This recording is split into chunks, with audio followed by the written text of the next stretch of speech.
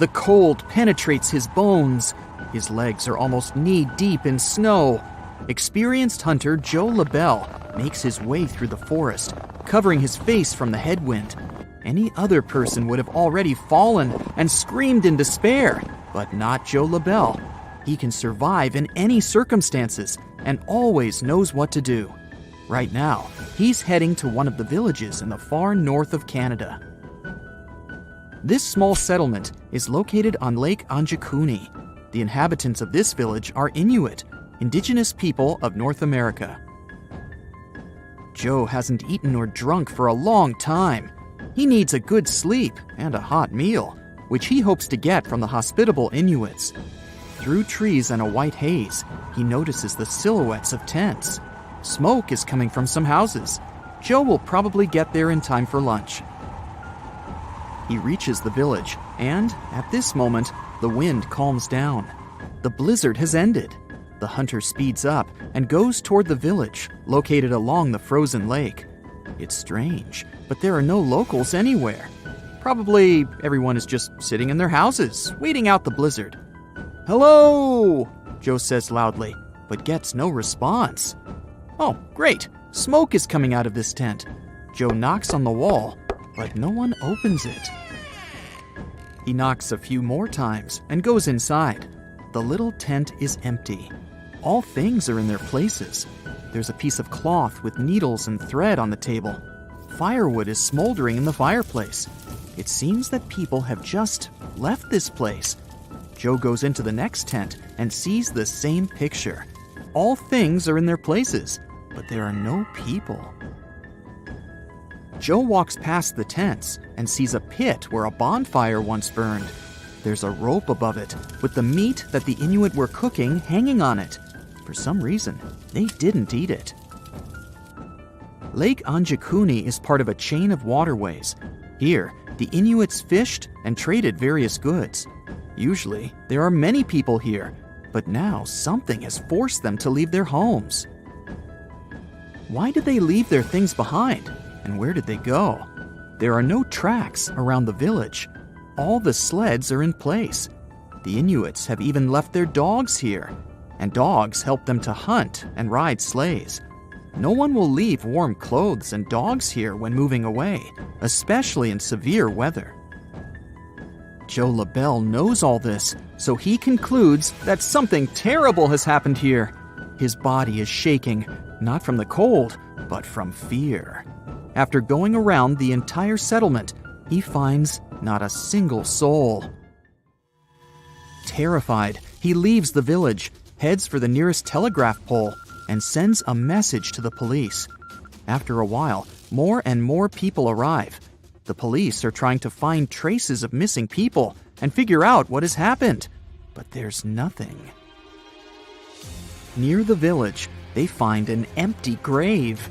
During the ceremony, the Inuits placed stones around the burial site. The rocks around the open pit lie untouched, which means it wasn't an animal that dug it up, but who or what needed it. About 30 people lived in the village, and they're all gone. Local residents from neighboring villages can't help, since they have no idea what has happened. The only thing that the police have noticed is unusual blue lights. In this area, the northern lights are a common phenomenon. People living here regularly see a glow in the starry sky. But the police have seen something else, pulsing blue lights. Also, other hunters have witnessed something similar. They say that some strange things were flying in the sky. This all happened in 1930. It's been almost 90 years since the disappearance of the village, and people have created a bunch of theories. The most popular of them is an attack of an extraterrestrial civilization. According to this theory, the blue lights in the sky that the locals and the police saw were spaceships. Some believe that one ominous night, these ships flew to the settlement and took away all the people. In addition to these sci-fi versions, there were also more realistic ones. Internet users have found out that Joe LaBelle didn't have a hunting license. Maybe he wasn't a professional and made it all up. But at that time, Many hunters didn't have a license, so Joe's words may be true. But if we try to find out where all this information came from, we'll see that the primary sources were books and some newspaper articles from the 30s. But none of them can confirm that the mysterious story of Lake Anjikuni is true. Perhaps this entire story was made up. Now let's leave the snows of Canada and head for the hot plains of India. In this big country, there's one sinister village where people also disappeared without a trace. This happened in the first half of the 19th century. Still, locals avoid this place even now because they believe that invisible evil forces live there. Let's check and find out what happened to the village of Kuldara. It's located in the district of Rajasthan. To get there, you can use a taxi to get to the nearest village or city. The village is located far from other settlements. It looks deserted. There are only ruins. It looks like archaeologists have recently dug this place out of the ground and left it here. But this is not an ancient city. The village was abandoned more than 200 years ago. But up to that point, this place had been thriving. Kuldara was a large village. Local people were mostly farmers. They sold their agricultural products. And then, one night, everything changed. People abandoned their homes and stuff and ran away from there. No one knows why they did it, and no one knows where they went. Nobody has ever seen the inhabitants of Kuldara again. Apart from tourists, almost no one comes here. The locals are sure that the village is cursed and is the center of paranormal activity. If you ask residents of other nearby towns, or read the information on the internet, you'll learn a couple of legends about this place. One popular version says that people left this village because of a lack of water. However, this version doesn't explain why the residents did it overnight and left their things behind. According to another version, the villagers ran away to save the daughter of the Kuldara chief. One local ruler fell in love with her and wanted to marry her. He threatened the locals with grave consequences if the girl rejected him. The ruler gave them 1 day to make a decision. The residents disagreed with such a requirement. As a sign of solidarity, they decided to leave the village together with the chief and his daughter. But if this is true, why did no one else see these people? They must have escaped to another settlement. In addition, they needed their things on the way there. The stories of Kuldara and Lake Anjikuni have one thing in common. People left a comfortable and safe place for an unknown reason. A similar story happened in Ireland with a small village on the island of Achill. About 40 simple houses made of stone and straw were located along the valley of Keem Bay. The village was mentioned in documents dated back to the 1830s as a group of small buildings. But today, there's practically nothing left of it, except pieces of walls and small mounds of ground. People from other settlements don't remember this village, but we know about it thanks to the records of travel writers. They describe the incredible beauty of this place and the village in their diaries. Students of the local archaeological school tried to find the answers. They started excavations and discovered that the villagers could have left the village because of hunger or some disease. There are lots of famous mysteries that you can explain now, if you carefully study the details. The tragedy of the Titanic, for example. Anyone can recreate a picture of that night and build a map of those terrible events with all the information available online now. You can also explain what's going on in the Bermuda Triangle. Spoiler alert, nothing mysterious about it. Missing trains, time-traveling planes, strange black holes in the desert, spooky sounds, visual anomalies. You may not find the answers to all these riddles right away, but if you apply some critical thinking and a whole lot of dedication, you can eventually gain a better, more practical understanding of what exactly is going on. So, I'm now going to tell you about the disappearance of Martha Wright. But this story is not like all the others I just mentioned. This mysterious and creepy puzzle is almost impossible to solve. There are no leads, no clues, no theories that make any sense of it. This is one of those cases that can really make you feel clueless, pun intended. But regardless, I'll still try my best to explain it to you. So, let's look at the story from the very beginning and try not to miss even the tiniest details. The year is 1975. Jackson Wright and his wife Martha Wright are going by car from New Jersey to New York. It's a little hot inside the cabin, so Jackson turns on his AC. The road they're on leads them into the Lincoln Tunnel. They're driving in there, slowing down a bit. After a few minutes, Jackson starts to wipe the windshield, holding his hand on the wheel. Some condensation has accumulated on the glass because of the unstable conditioner. The rear window is also slightly fogged up, so Jackson slows down and then stops the car. There are no other vehicles in the tunnel. Jackson takes 2 rags out of the glove compartment. He gives one of them to Martha and asks her to wipe the rear window. His wife is moving into the backseat to remove the condensation. She doesn't leave the car. Jackson wipes the front window for a few seconds, turns to Martha, and can't find her. She's vanished. All the doors are closed. There is only one car in the tunnel, Jackson's. At first, he thinks it's some kind of a joke. He looks carefully at the back seats and out the windows. "Martha, where are you?" he asks in fear in his voice. He opens the door with his hands trembling. "Martha!" Jackson screams. His voice echoes through the entire dark tunnel.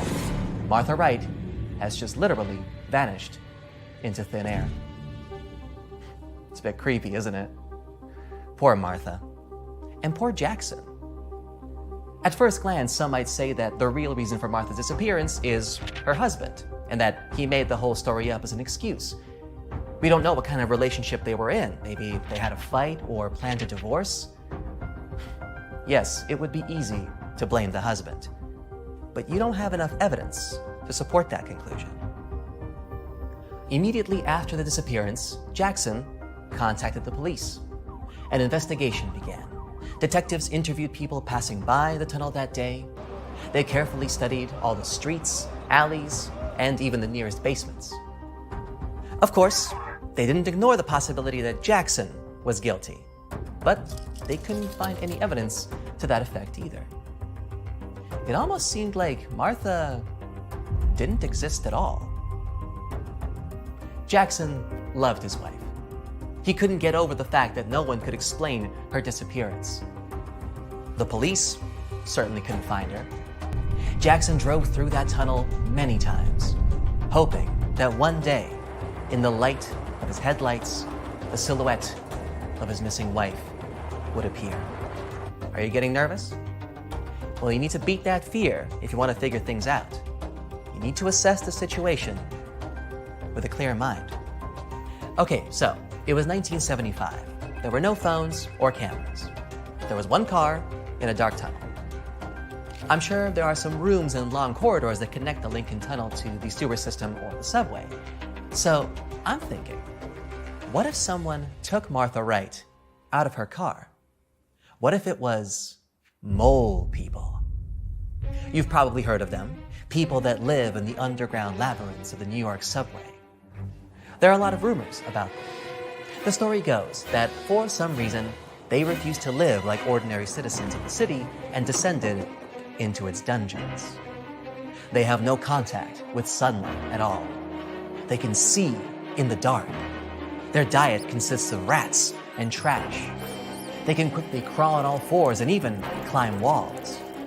Their sense of smell is developed, and they can sense an uninvited guest from afar. Sometimes they get out of their tunnels at night to gather provisions or food. What if, on that terrible day in 1975, the mole people crept up to the car unnoticed, quietly opened the door, grabbed Martha, and dragged her into the kingdom of darkness? Jackson might not have noticed it. Sounds compelling, right? Well, fortunately, all these stories about mole people are fictional. There are people who live in the underground tunnel systems of major cities, but they don't look like moles and they eat normal food. In other words, they're just people trying to survive. There are many articles on the internet describing their real life. They come down to live in the tunnels for various reasons. The most common story is that for one reason or another, they couldn't make it in the city. For example, one guy lost his job and had a fight with his wife and got injured, so everyone abandoned him and his only option was to migrate down below. There was one story of one woman who tried to hide from some bad people on those underground labyrinths. Hundreds and even thousands of people live in environments like these, each for their own reasons. And believe me, their way of life is not as terrible as it may seem. Many people in these tunnels have electrical appliances, internet access, water, and heating. Inside many of these communities, it is forbidden to steal, harm anybody, or behave rudely or obscenely. People here try to help each other. During the day, they can earn money by washing cars, or handing out bottles, or at the laundry. At night, they return back to the tunnels. Lots of these people just couldn't integrate into society. Some people are happier there because they don't have to pay taxes and rent. They don't have to follow the rules and pretend to be someone they aren't.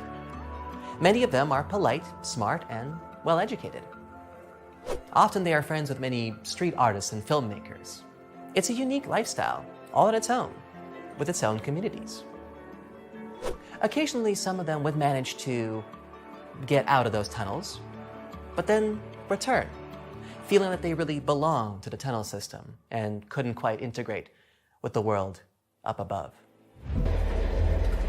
It was in 1904, when the first line of the New York subway opened, that stories about these mole people began to spread.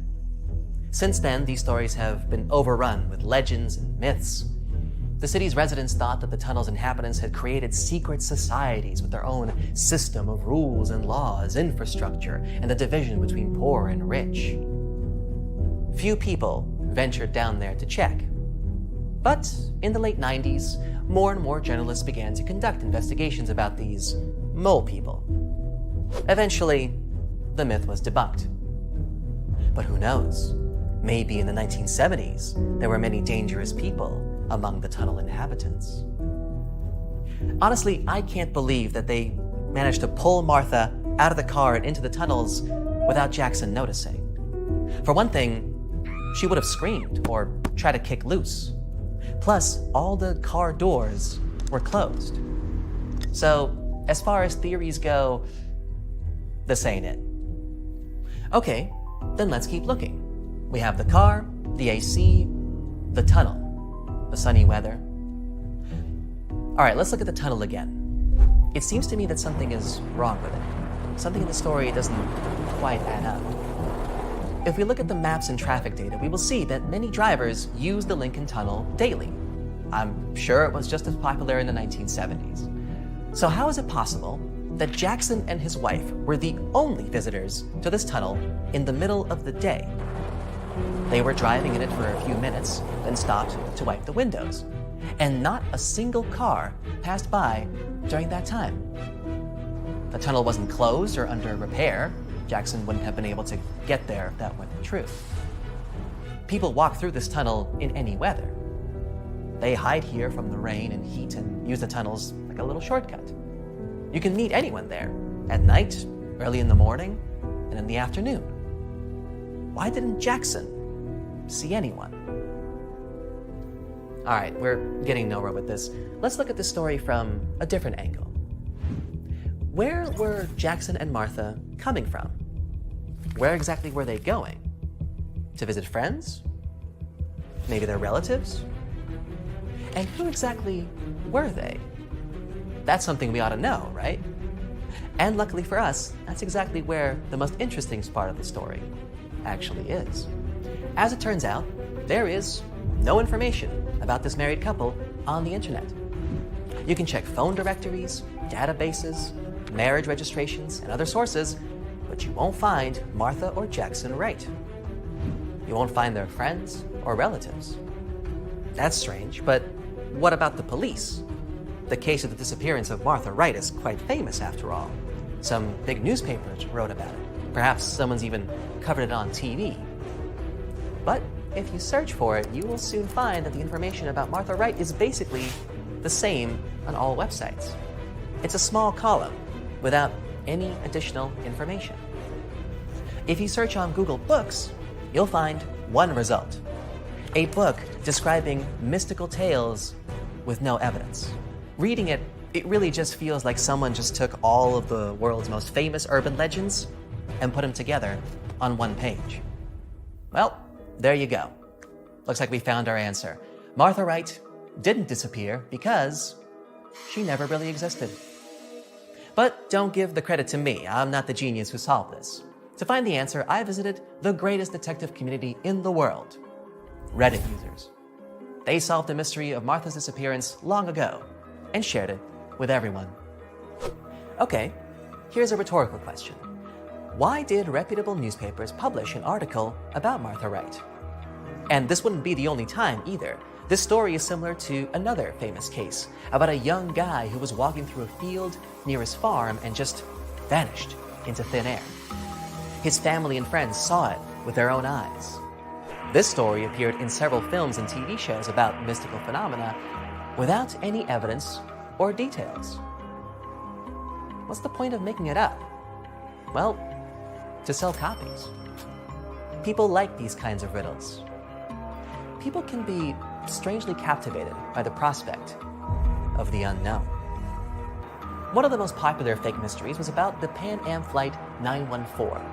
This plane took off in 1955 from New York and then disappeared from all radars. It was supposed to arrive in Florida a few hours later, but it landed at the airport in Venezuela 37 years later.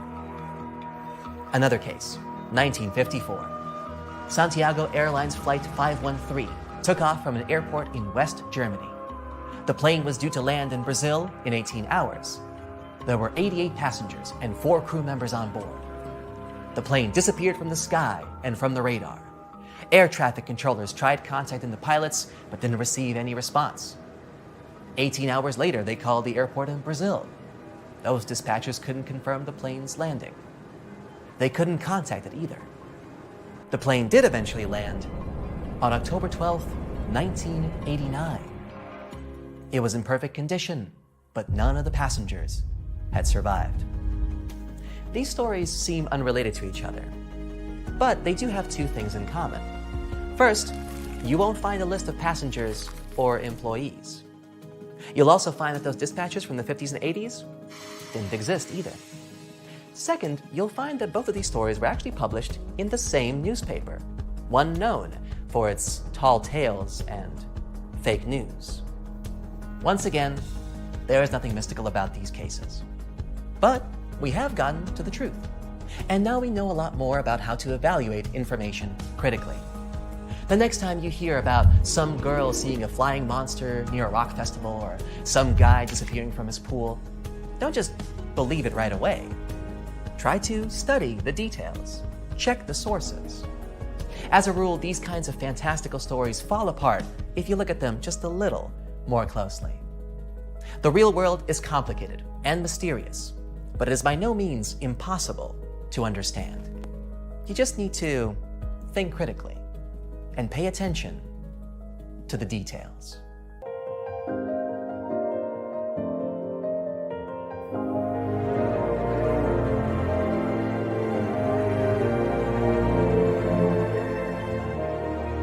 Welcome to Nome, a small town located in the south of Seward Peninsula on the west coast of Alaska. If you live here, I'll bet you say there's no place like Nome. Well, maybe not. It's cold and snowy here, and no roads connect this town with other settlements. And with the onset of night, locals have disappeared here without a trace. Perhaps that's why only 3,500 people live here. Well, let's investigate this case.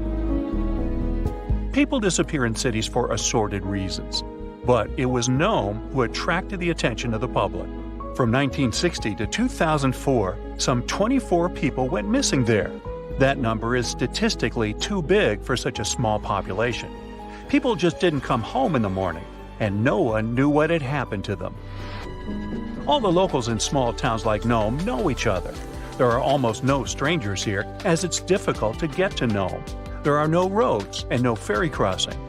All roads from Nome break off and lead to beautiful natural landscapes unspoiled by human mammals. You can get there and back by plane. And this is not some passenger jet, but a small biplane. Another way to get there is by snowmobile. By the way, Nome is the ultimate point of the famous dog sled race, the Iditarod. Also, you can pay locals from neighboring villages and towns to bring you to Nome by motorboat. But despite this, the town has become quite famous. The frequent disappearance of people finally got needed attention. The whole world found out about Nome, and in 2009, Hollywood even made a movie about it. For a long time, no one could solve the mystery. The police had no clues, no witnesses, nothing. There are long, cold nights here in winter, and the air becomes so cold that a glass of water freezes in minutes. Snow can fall constantly. Therefore, if someone leaves the town at night, snow will sweep all traces away by the morning. Of course, people began to come up with their own theories. The most popular one was about someone who took people away by force. The police didn't find any evidence that some person could do it. So, if it's not a human, it could be some beast. And again, police found no evidence to support this version. After that, people started thinking that creatures from other planets caused these disappearances. Many locals were sure that the town was a popular destination for extraterrestrial spaceships. The plot of the Hollywood movie The Fourth Kind was based on this version. More time passed. Finally, the police and the FBI launched a large-scale investigation, and they uncovered the truth. They realized that the stories about missing people were exaggerated. The popularity of Nome and the constant talk about fantastic things made people believe in the reality of these versions. Now, let's assume that some of the appearances were made up. But still, many people are gone. What about them? The answer is bars and harsh weather. Entertainment venues are open at night. Some locals have fun, leave the bar, and go home. At this moment, a heavy snowstorm begins. Visibility drops to zero, and the strong wind knocks you down. This way, a person might simply get lost. And that's it. The truth turned out stranger than most versions.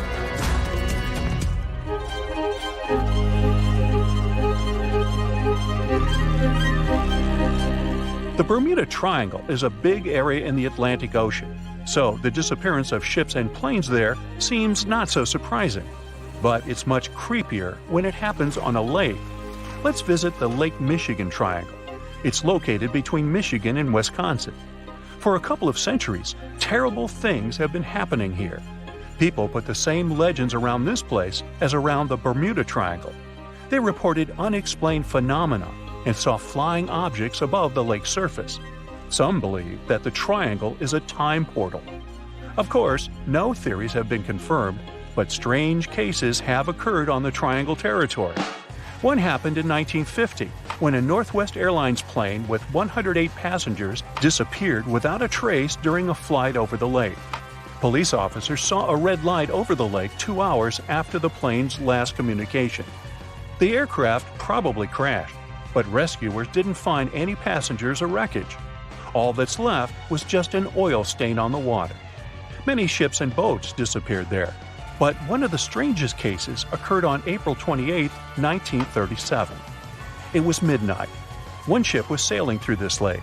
Captain George Donner went to sleep in his cabin after a hard day's work. 3 hours later, the vessel was approaching the port. One of the crew members went to the captain's cabin to wake him up. The door was locked from the inside. The assistant knocked, but no one answered. When he suspected that something had happened to the captain, the assistant unlocked the door. He got into the cabin, but there was no captain there. He seemed to have disappeared into thin air. The crew couldn't find him. Since then, the eerie disappearance of Captain George Donner remains unexplained. Meet David Paulides. In 2008, he finished his career as a police officer and began to study the mysterious disappearance of people in Europe, the USA, and Canada. He found out that most people went missing in the U.S. national parks. Over the past 150 years, more than 1,100 tourists have vanished there. Many of them were experienced travelers who knew how to survive in harsh wild conditions. David has written about these mysterious vanishings. He pointed out that some of them didn't disappear, but were found alive.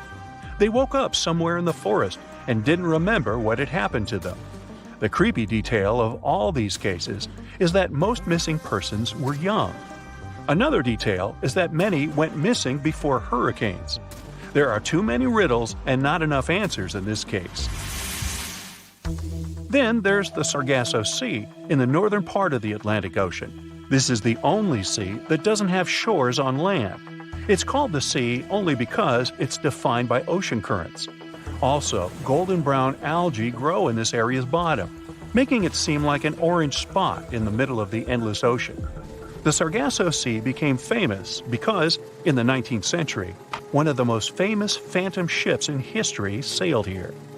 In 1872, a brigantine sailed through the Sargasso Sea. Its captain spotted another ship a few miles away. He lit a signal fire, but received no response. Then the captain decided to sail closer to find out what had happened. On the hull of the mysterious ship was the name Mary Celeste. The captain of the brigantine and several crew members went on board. They walked around the deck and looked into the cabins and the hold. Everything was in place, but there were no people. The cargo and barrels remained untouched, so pirates didn't attack the vessel. The only damaged thing on the ship were the sails. They were torn to shreds. All documents except the logbook were missing from the navigator's cabin. The last logbook entry was added on November 24, 1872. The crew of the ship was never found, and this was one of many cases. In the 20th century, from the 60s to the 80s, there were many reports of empty boats and yachts floating on the sea. Also, some entire ships disappeared without a trace. All these cases still remain a mystery. According to one version, the four-sided current forms water funnels. Whirlpools can quickly pull a ship into the depths of the sea. This explains the disappearance of boats. But what about cases when the vessel is still on the water without a crew? Sometimes these whirlpools can create wind vortices. They're like little tornadoes. What if these whirlwinds are powerful enough to throw people overboard and tear the sails? Yeah, the theory seems too fantastic. So, what do you think happened? Thick fog is rising over the ocean as the sun is slowly sinking towards the horizon. It's hard to see further away than a few dozen feet, but that's enough to notice a hulking, skeletal shape in the distance. As your ship approaches the figure, your heart beats faster, and then you make out the details of another vessel, abandoned by the looks of it. Ghost ships do exist, and their mysteries aren't always solved. Take MV Hoita, for example. It was a wooden vessel built in 1931 as a luxury yacht. It had served well to various people over 20 years before it was bought by a Samoan sailor and became a merchant ship. In 1955, though, Hoita's service came to an abrupt and mysterious end. On October 3rd, it set sail for another trading voyage that should have taken no more than 48 hours. Delays happen in the sea, so when Hoita didn't arrive on October 5th as scheduled, there was little worry yet. But then it failed to come on the following day too. There was no distress signal or any other sign of Hoita's presence anywhere between its departure and arrival points. A search and rescue party was dispatched to find the ship, and for 6 days, they were scouting the area of nearly 100,000 square miles. On October 12th, the mission returned to the base empty-handed. Hoita vanished without a trace. It was only a month later that another merchant ship, Tuvalu, noticed the missing vessel far away from its route, drifting in the open sea and listing heavily. The sailors boarded the ship and found that all of its crew and passengers, 25 people total, were missing, along with all the cargo the vessel had been carrying. The radio was tuned to the International Distress Channel, meaning that the crew had been trying to ask for help, but they couldn't reach anyone because the radio cable had been damaged, limiting the range to 2 miles. The lifeboats were missing as well, indicating that people on board must have left the ship. Unfortunately, they seem to have taken the logbook with them, leaving the rescue team clueless as to what had happened. Even today, the mystery of MV Hoita hasn't been solved yet. No one knows where the crew and passengers had gone and what had caused them to leave. SV Carol A. Deering wasn't a ghost ship in the usual sense of the word. There are no sightings of it in the open sea. Instead, it was found on the shore, but the circumstances of it running aground are a puzzle shrouded in mystery. Carol A. Deering was built in 1919 in Maine, and it was a large vessel made for commercial voyages. Unfortunately, despite its large cost of construction, it had only served for a year before its last trip. July 19, 1920. The ship was traveling from Puerto Rico to Rio de Janeiro via Newport News to deliver a cargo of coal. It was almost halfway to the final destination when the captain fell seriously ill, and the crew turned back to drop him and his son off and replace the captain. The voyage went without incident, but when it came to Barbados in December to resupply, there were strange moods among the crew. The first mate didn't seem to be happy with the new captain. No one paid much attention to it back then, when they probably should have. The last sighting of Carol A. Deering at sea was on January 28, 1921, when a lightship noticed it off the coast of North Carolina. There was some commotion on the quarterdeck of the ship, where the crew were normally not allowed. Then, another vessel sighted it, but there was already no one on the decks. On January 31st, the merchant ship was found hard aground in the Diamond Shoals, a site notorious for numerous shipwrecks that had been occupying there for centuries. When the search and rescue party boarded the ship, they found it abandoned, the log and personal belongings of the crew gone, along with the 2 lifeboats. There is still no answer to what happened on board of Carol A. Deering that January, although the most popular version was mutiny. Maybe we'll never find out the truth though. SS Bechimo is perhaps one of the most notable ghost ships in history. This large cargo steamer was built in 1914 in Sweden and plodded its way dutifully over 16 years, trading provisions for pelts with native tribes of Alaska and Canada. But then, on October 1st, 1931, Bechimo got caught in pack ice. At first, it seemed the crew would be able to wait it out and continue on their route because the ship broke free in a couple of days.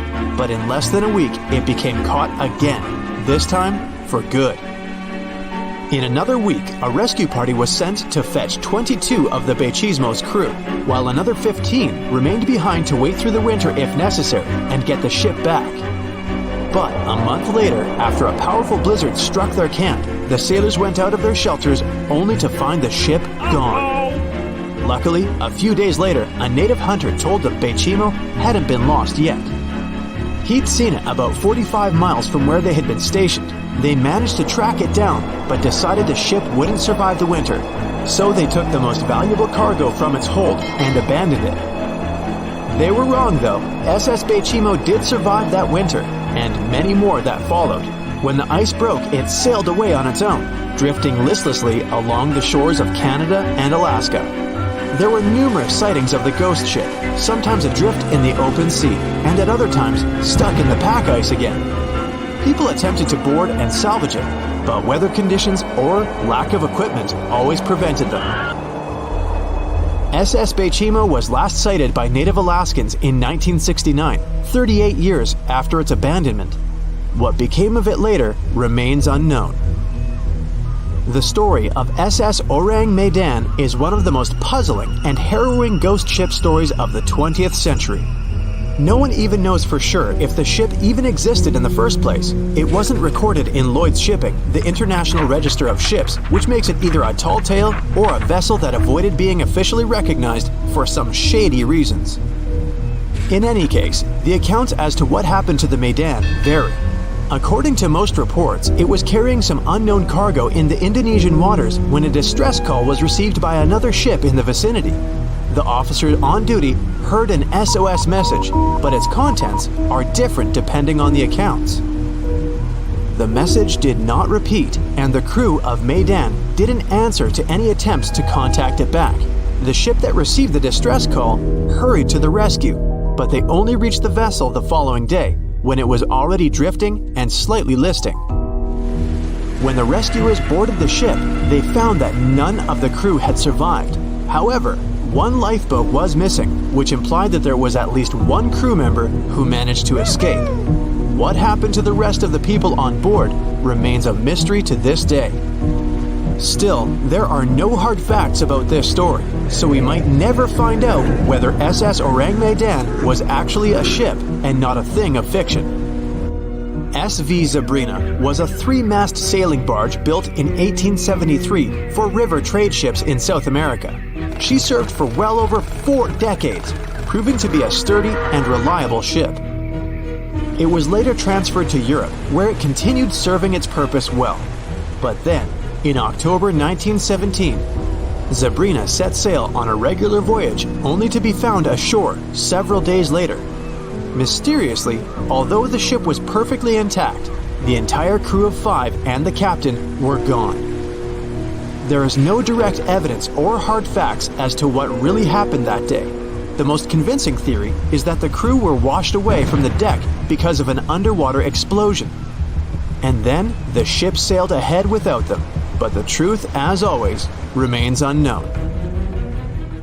You go for a hike in the steep mountains of Mammoth Lakes, California. The terrain is rugged and difficult.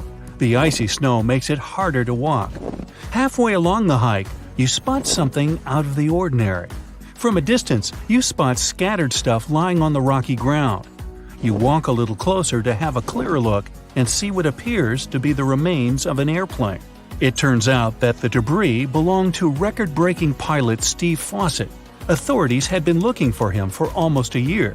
No one could find him and explain what caused his plane to crash. It seemed like such an easy flight for an experienced pilot. So what could have happened to him? You see, years before this tragic event, Fossett was attempting a much riskier feat. He was trying to be the first pilot to fly around the world solo in a hot air balloon. Now, can you imagine spending 2 weeks in a tiny container just to break a world record? If you're wondering, here's what you'll need to fly around the globe: a sound navigation system, a wealthy sponsor, and tireless endurance. Even though balloons are the oldest flying vehicle, no one until Fossett managed to fly around the world with them, and it sure wasn't a breeze. It's day 1 of Fossett's second attempt to fly around the world in a balloon. The year is 1997, and an anxious crowd gathers in St. Louis, waiting for Fossett's takeoff. The pilot walks into the stadium with a big smile. He certainly doesn't look the part of an adventurer trying to achieve the impossible. But this is the trip of his life. To prepare, he trained to acclimatize himself to an altitude of 12,000 feet. The conditions are harsh. He's flying in an unpressurized cabin and in between the clouds. It seems unlikely he'll make it all the way, but there he goes. The balloon launches into the air. The crowd beneath is cheering and waving him goodbye. The wind of about 5 knots allows the balloon to launch. On the first night, one of his heaters breaks. It is freezing outside the cabin, but he gets through the night. Fossett's secret weapon is the world's first balloon autopilot. It gets lonely up there, and the constant need to focus makes one very soon tired. At night, he turns on the autopilot to get some sleep. It fires the burners in a computer-programmed sequence and keeps the balloon on the flight path. Fossett needs to wake up and operate the burners to change the altitude. After 3 days, a first victory, he has flown across the Atlantic Ocean. He flies solo, but a team accompanies him on the ground. They communicate mostly through email sent via satellite. At the end of the first week, the Mission Control Center receives an alarming email from Fossett. Dark clouds are mounting on the horizon. It looks like the weather is turning against him. He can see the thunderstorm from the balloon, but there is no way to predict how strong it is. Fossett is determined to fly through the clouds despite the risks. He is flying at 1,000 feet above the ground with no visibility. Somehow, he makes it through. His flight continues through Libya, Iran, and India. It looks like nothing will stop him now, but he is already exhausted. He is uncertain how much longer he can keep going. Inside the balloon, the meals are small rations, and he uses a bucket as a toilet. Unfortunately, he has lost a lot of fuel while crossing the Atlantic. Halfway through India, the balloon crashes into a tree. He flew an astounding 9,600 miles from St. Louis until his landing spot. Steve didn't achieve his goal, but he won't give up. To finally be successful, Fossett needs to change his strategy. His new plan is to fly over the southern hemisphere. It was the first time anyone would ever try that. His idea is simple. In the southern part of the globe, he would fly mostly over water. This would help him fly faster, as he would only need flight permission from 5 countries along the way. If you were on the ground as Fossett flew by, maybe you wondered what that flying object in the sky was. As he flew over Cape Town in South Africa, over 50 people reported seeing strange flying objects. Sorry to disappoint your fantasy folks, but it was just Steve Fossett and his balloon. His first attempt to fly around the world through the southern hemisphere almost worked out. He got lucky. When he reached Australia, he caught a jet stream that helped him speed up to about 115 knots. That's 3 times the speed of a gazelle. Morale was high as Fossett had already broken his distance record by flying over 13,500 miles. Under his feet, the beautiful Australian landscape is filled with deserts and dry lakes. He crossed the Australian coast at 8:22 p.m. local time, and his next expected landfall was in Chile, over 7,500 miles away.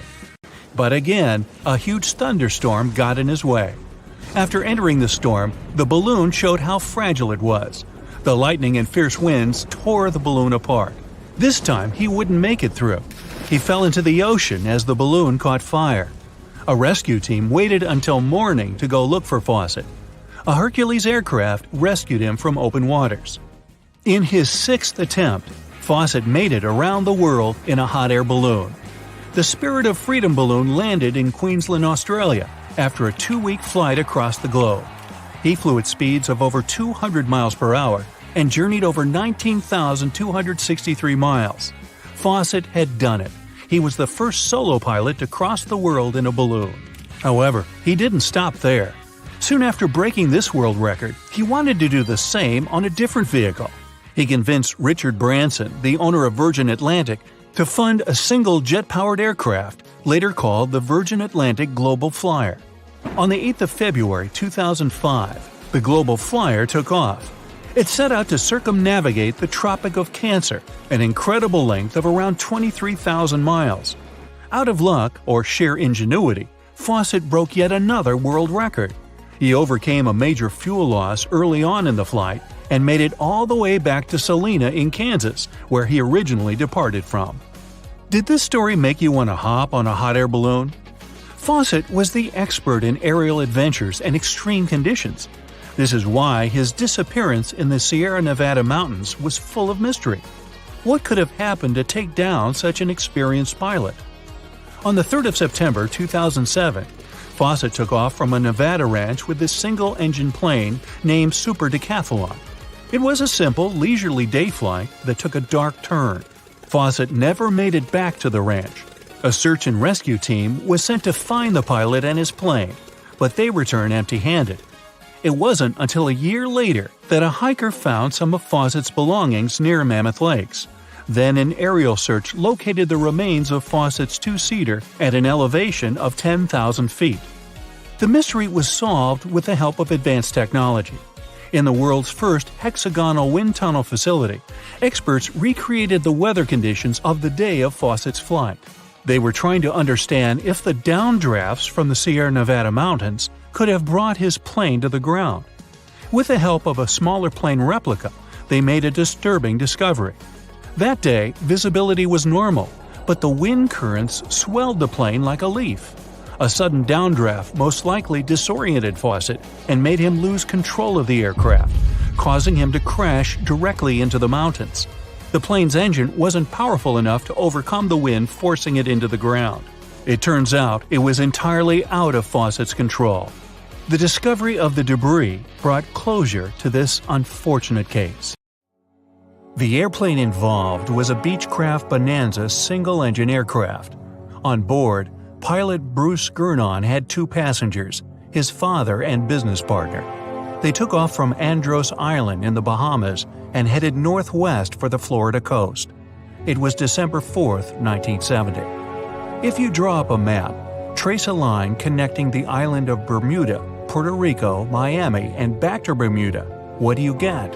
Yes, it's a triangle, a sinister polygon known for mysteriously swallowing over 2,000 ships and 200 aircraft over the centuries.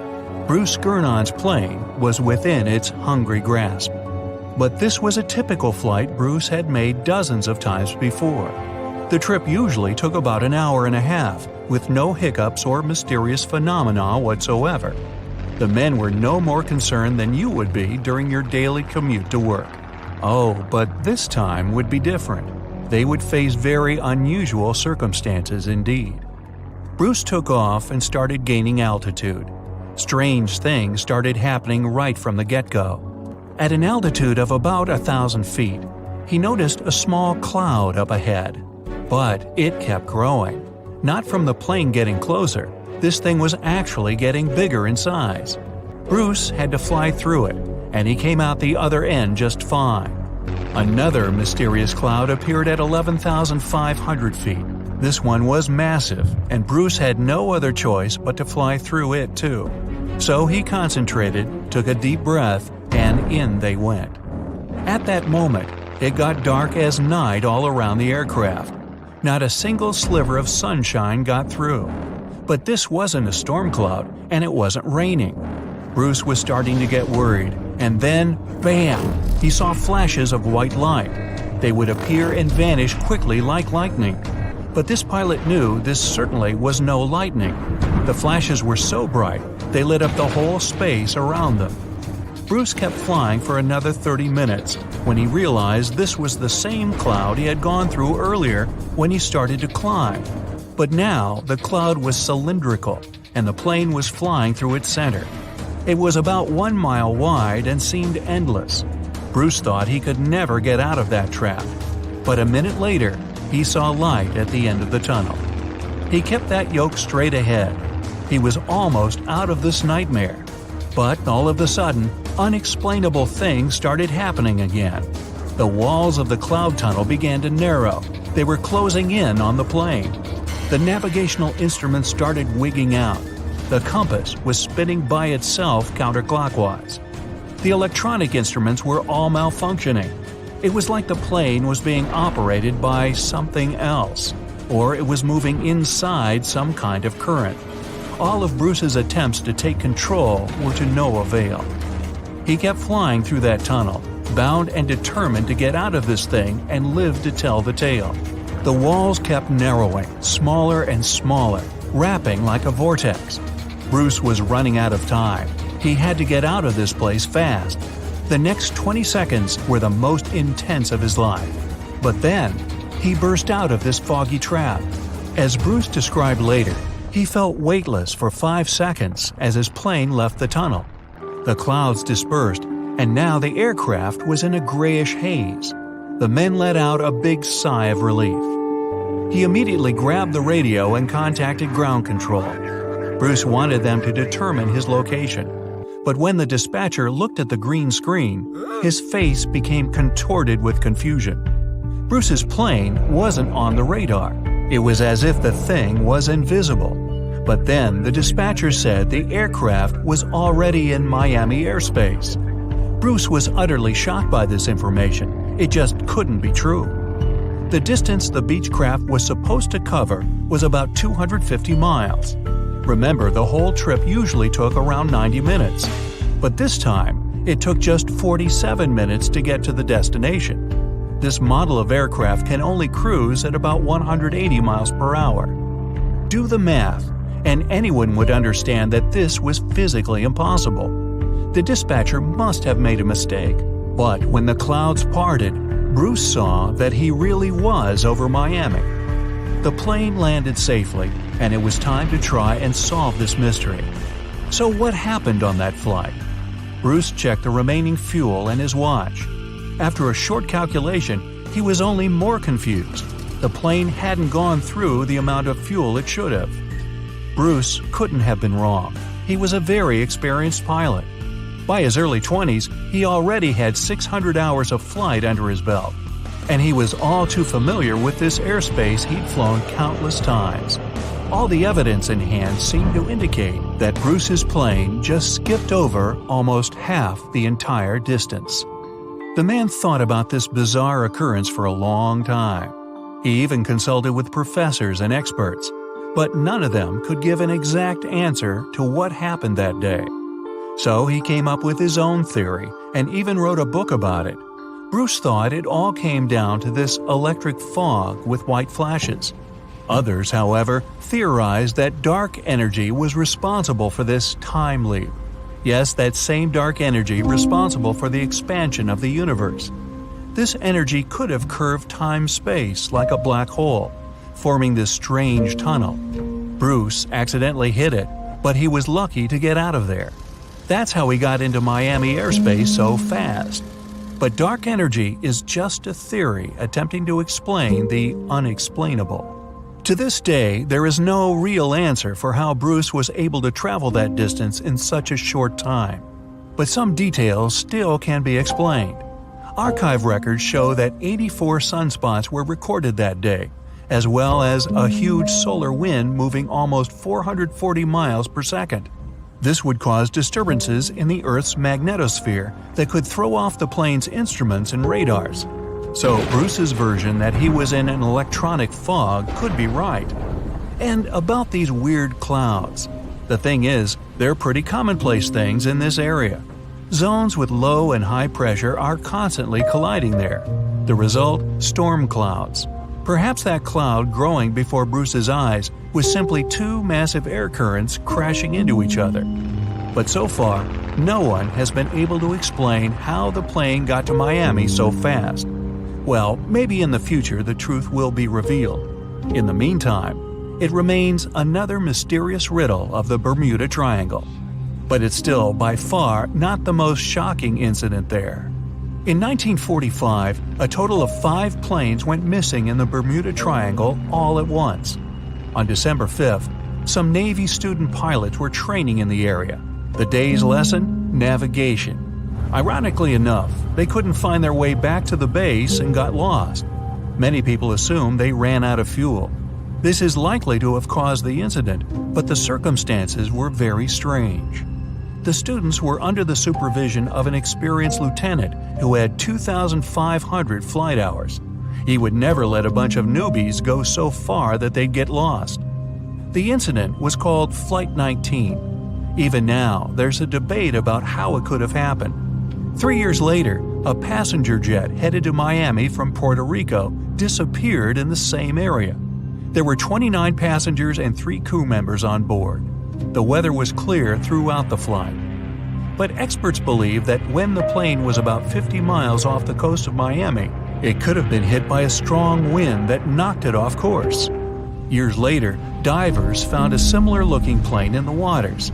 But since it was lacking certain details and registrations, no one could confirm that it was the missing Miami-bound aircraft.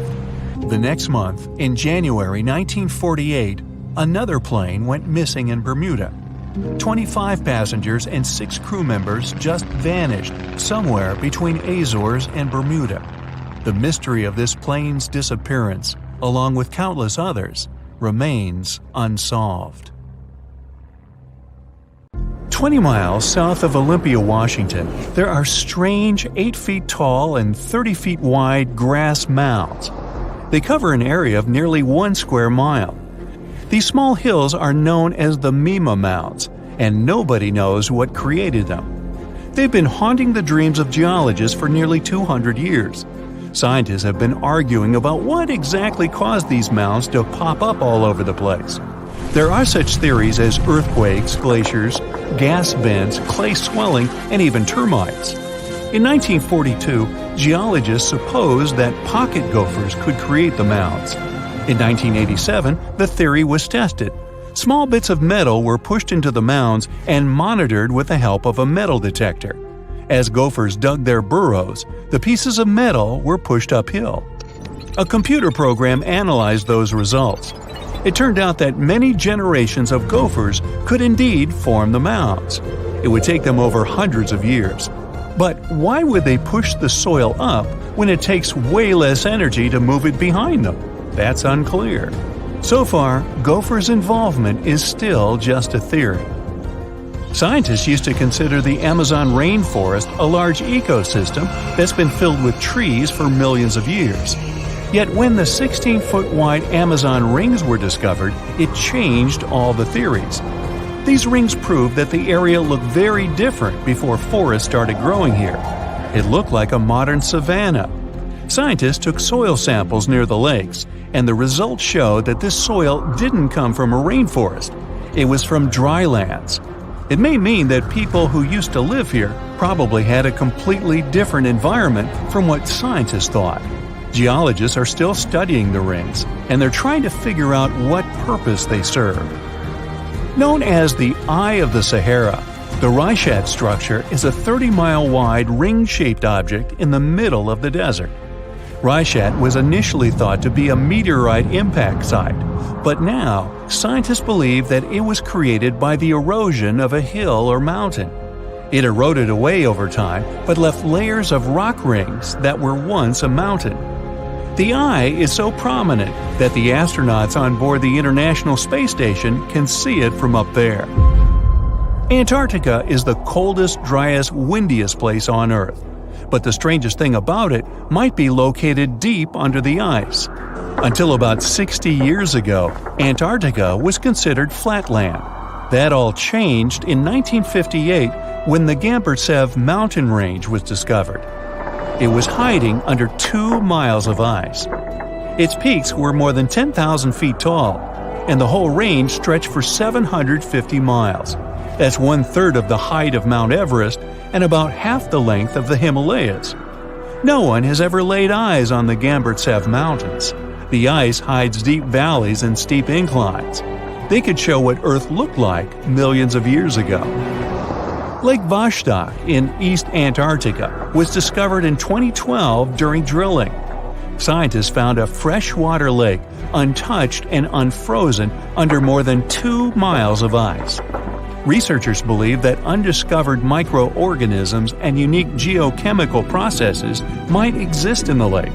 After all, it hasn't seen sunlight or been exposed to Earth's atmosphere for over 15 million years.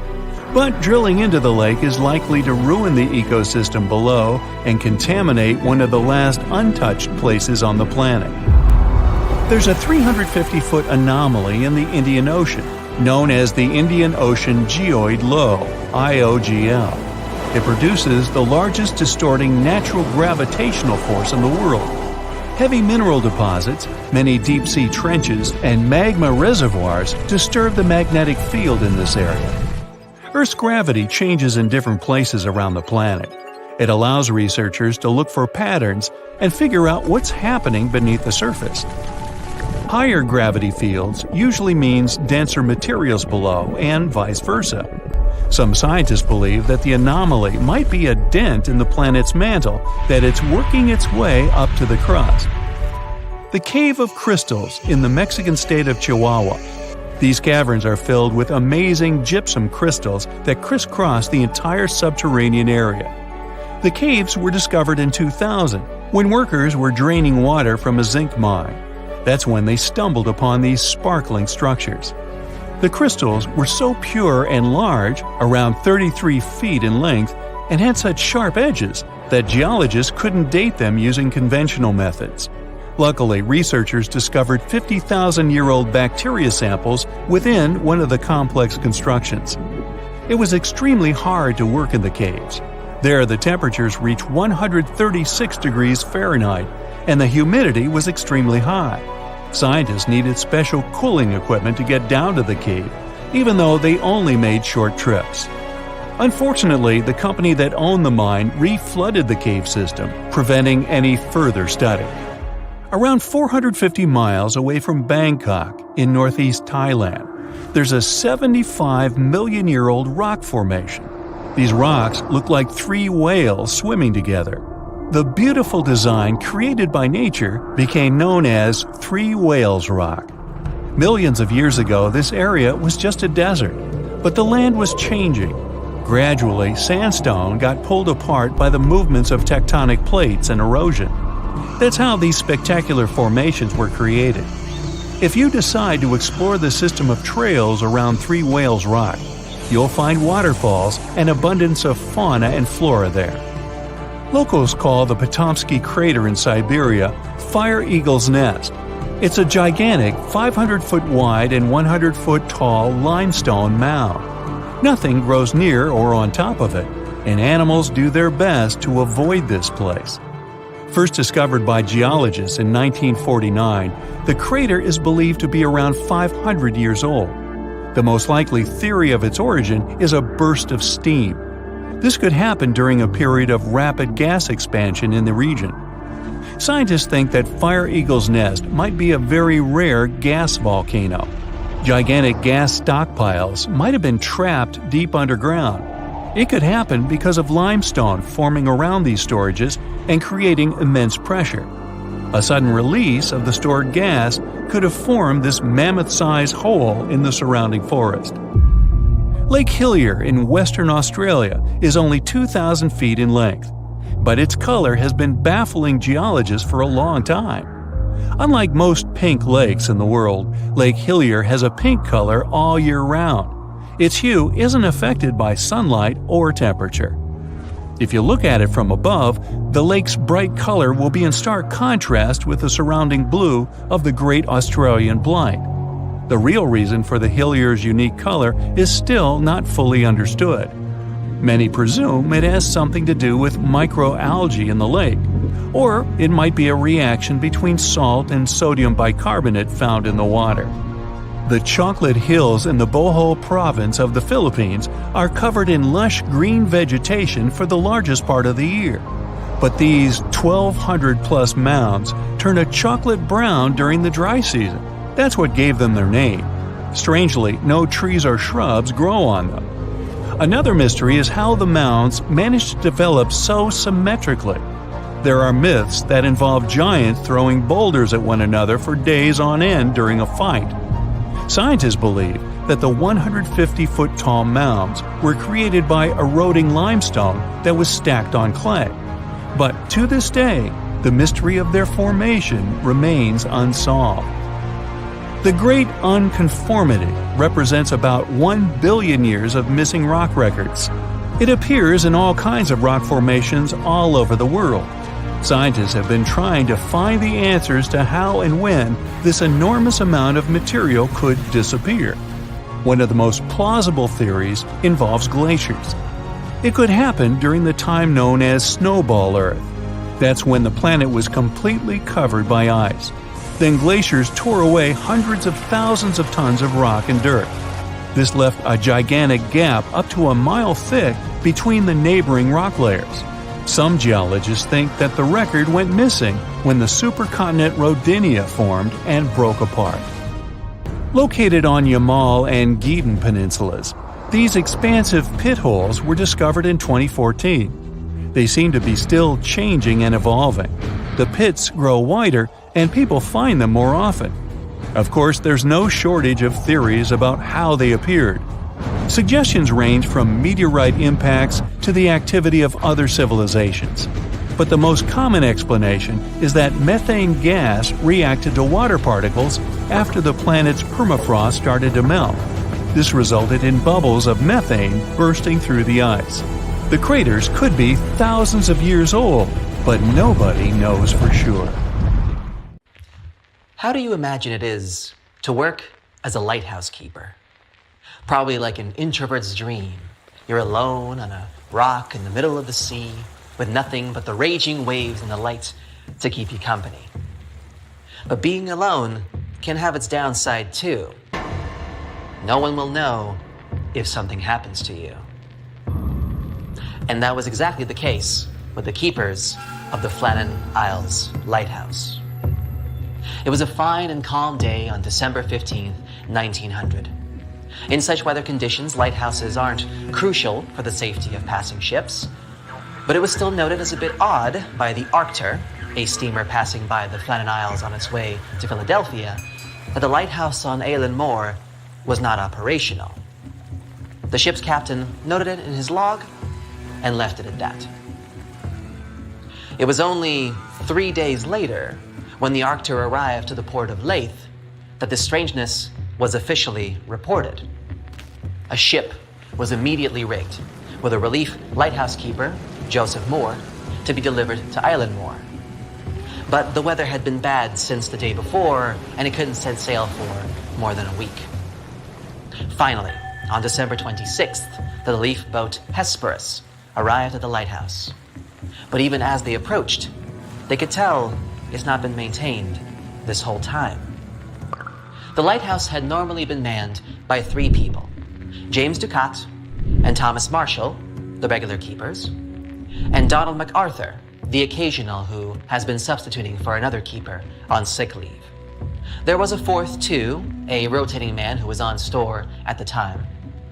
The Hesperus crew, however, was met by no one. Normally, at least one of them would have been waiting for the ship on the dock.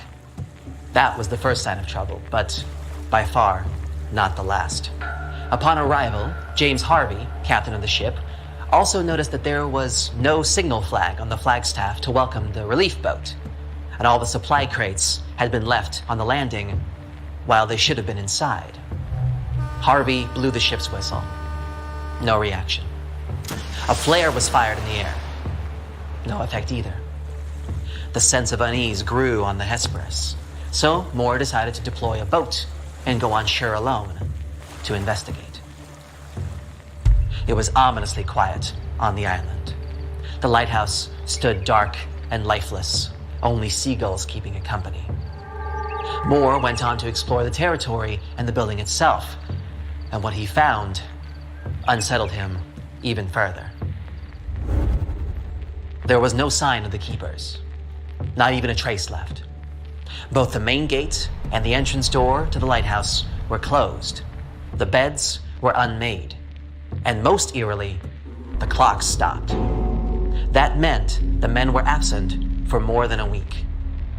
Pensive and alarmed, Moore returned to the ship and took 3 volunteers back to shore to further investigate. Inside the lighthouse, they saw other signs the keepers left in a hurry.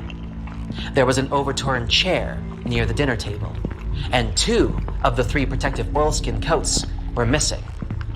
The 3rd was still on the hook, which was very strange. The weather during the past week was terrible, so why would one of the men leave the building without protection? And in any case, the rules dictated that there should always be at least 1 keeper on the post tending to the lighthouse.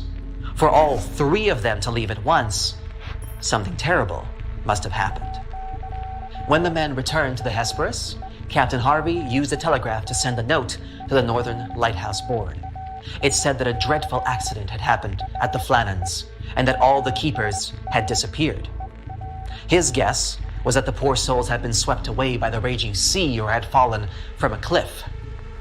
Harvey's requested an official investigation to be conducted, and on December 29th, Robert Muirhead, a Northern Lighthouse Board superintendent, arrived to do just that. And here's where things truly took a turn for the eerie. Muirhead found the lighthouse logbook that the men kept until their disappearance, that is, about dinner time of December 15th. On December 12th, Thomas Marshall wrote that there were severe winds the likes of which he'd never seen in 20 years. Also, the 2 other men began acting in a highly unusual way. Ducat, according to the logbook, was very quiet, and MacArthur was crying. Highly unusual in this instance was a huge understatement. All 3 of the keepers were tough, hardened men, and MacArthur was a veteran mariner. It was simply impossible that he could have been crying because of the storm, no matter how bad it was. The entry from December 13th told that the winds were still howling, and the sea was even more violent than the day before.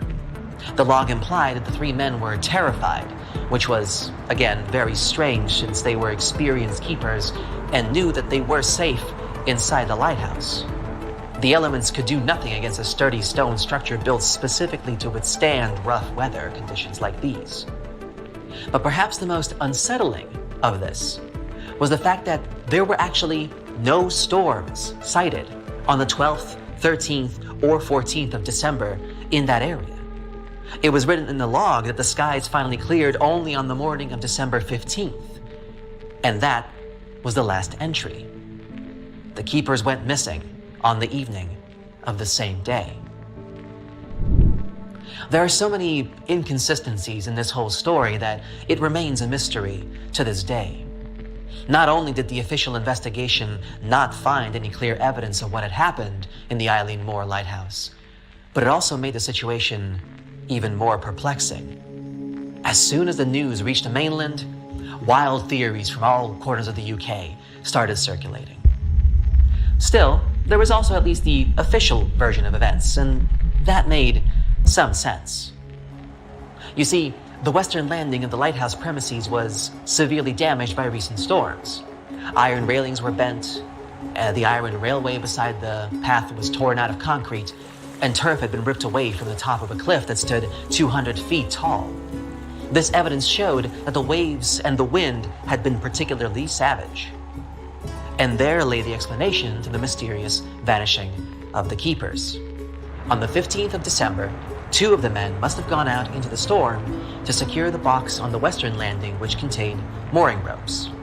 They had been out for some time when the third one, left inside as the rules required, noticed an abnormally large wave coming down on the island fast.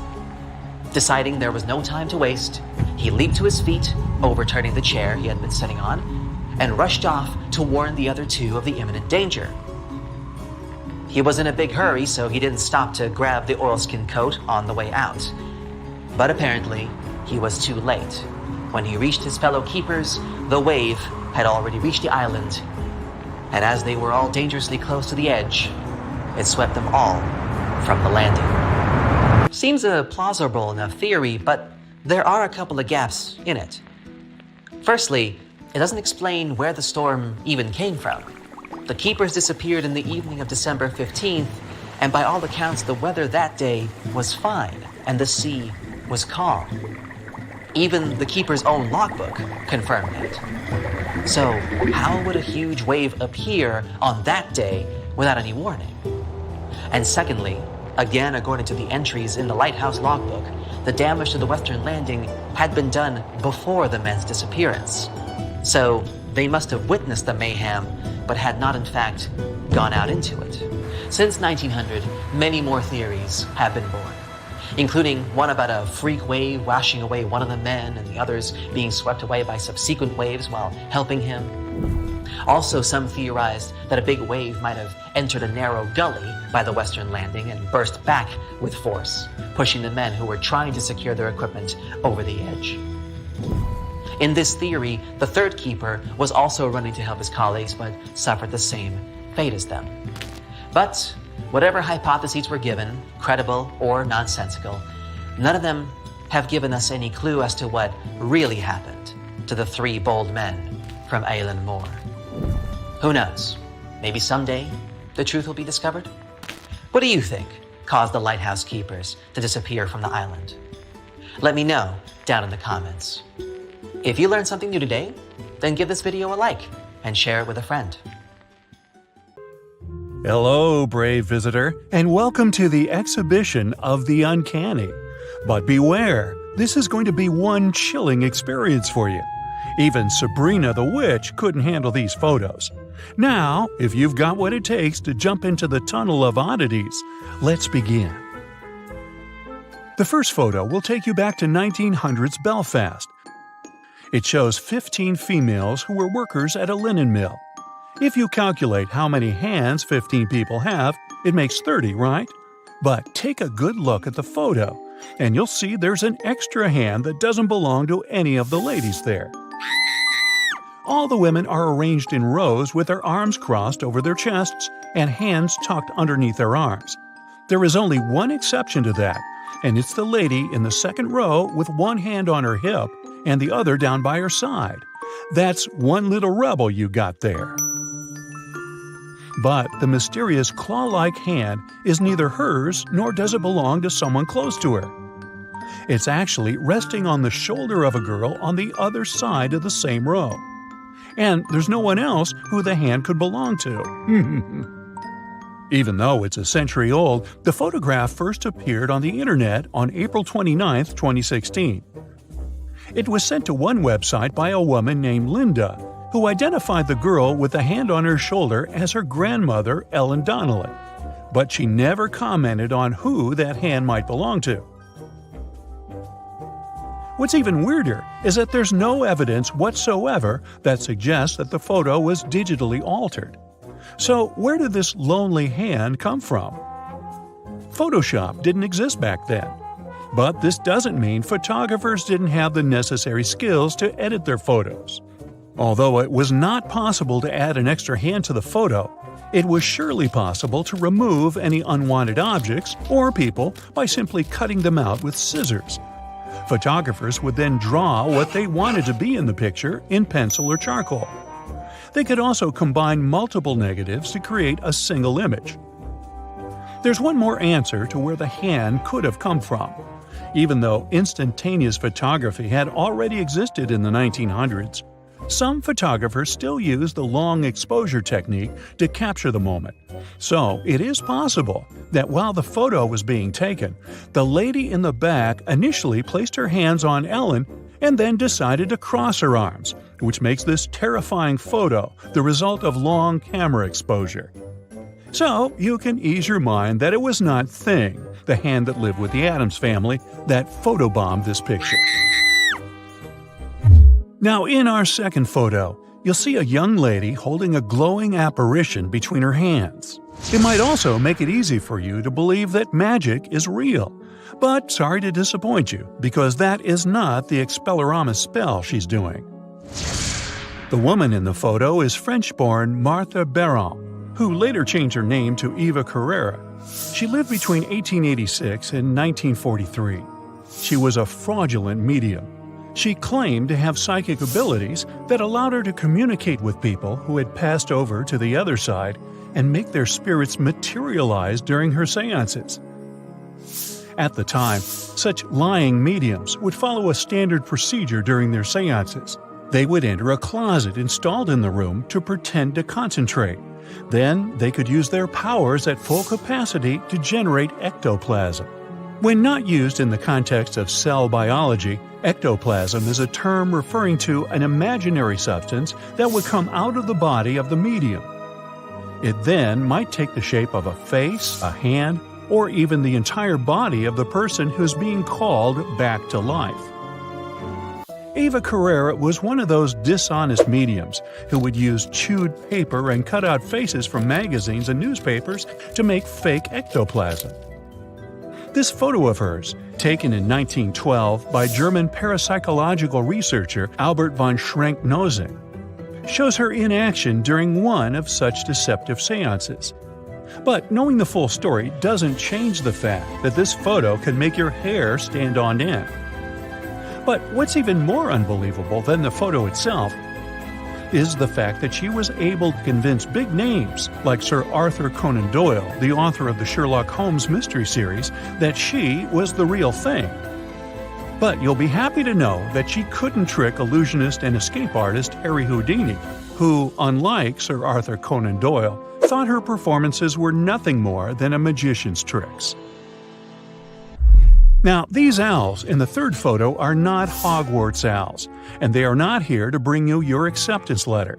This photo was taken in the 1920s outside the Manchester Grammar School, which was founded all the way back in 1515 by a man named Hugh Oldham. And he is the reason why these people are wearing weird owl costumes as they're marching. Hugh Oldham was born in Manchester. He wasn't a serious scholar, despite attending both Oxford and Cambridge universities, while the tuition was cheaper then. However, he was in royal service, and thanks to his administrative skills, he was favored with important titles. That is what actually helped him reach high positions and become a powerful and influential figure. And through his new duties, he was able to achieve great wealth, which he later used to fund the school. The motto of Oldham's school, which is written on its coat of arms, is the Latin phrase sapere aude, which loosely translates to Dare to be Wise. To this day, the school still has that same motto, but the choice of the owl doesn't symbolize wisdom as you might think. The owl on the Manchester Grammar School's badge is carrying a banner with the word Dome on it. If you read it as one would read emojis, you would arrive at Owldom, which is actually a reference to Hugh Oldham. When you look at the crest of the town of Oldham, you'll see it's very similar to that of the school. This choice was made to reflect the pronunciation of Oldham in the local accent, which is Owldom. Accordingly, paying respects to their founding father is why both the school's and the town's mascot is the owl. So rest assured that nothing sinister and spooky is going on in this photo. Now, how about something sweet after all that eerie stuff? The fourth photo depicts an innocent child whose eyes are screaming, "Help me!" But don't worry, the boogeyman is not the one holding him. The thing he seems to be sitting on is actually his mother. This is called hidden mother photography, and it was actually very common in the Victorian era. Back in the 1840s, the only way people could have their photos taken was with a daguerreotype camera, which was the first photographic camera developed for commercial use. These cameras had exposure times from tens of seconds to several minutes. So one had to stay perfectly still during all that time to get a clear picture. But, as you can imagine, it's not easy for a child, let alone me, to stay motionless for such a long period of time. And you can't say, strike a pose to a baby either. So, this is the reason why the hidden mother technique was born. Children would be photographed with their mothers present, but mommy would also have to be hidden within the frame. To achieve that, they would often stand behind curtains, under cloaks or blankets, or act as chairs. Sometimes photographers would also remove parts of photographs where moms were visible. Wow, the hardships mothers have to go through for their children. Boy, that hasn't changed. Some of the photos turned out quite well, but some of them ended up looking nightmarish. This practice continued to be used up until the 1920s. But as cameras became faster, there was no need for moms to hide anywhere. At least until photobombing became a thing. The floorboards creak under your feet with every step you take. There's barely any light in this narrow hallway as small candles flicker on their sconces on the walls. The air is cold, damp, and deafeningly silent, save for the sound of your footsteps and every breath you take. As you open the door at the end of the hallway, you find yourself in a beautifully decorated room where there's an old wooden piano, majestic candelabra, and many portraits on each of the walls. Out of all the paintings you see, there is one that sends shivers down your spine. The face of this man is long, with piercing, deep-set eyes, long black hair, and a mustache. He's wearing an imposing crown on his head. What is it about this man that's so strange and frightening? Are you sure you want to know? Welcome to Bran Castle, an architectural jewel hidden in the Carpathian Mountains of Romania. Or, as you might know it from its more popular name, Dracula's Castle.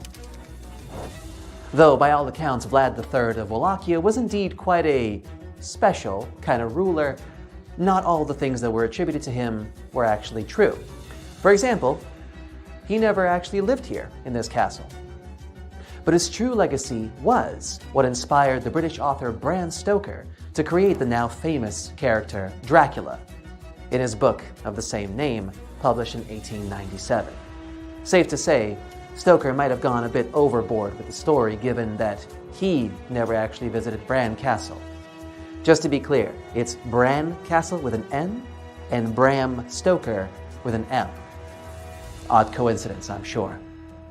This building, however, remains to this day a source of intrigue and mystery for tourists, coming from all over the world to see intriguing things like a secret passageway that used to be hidden behind a fireplace.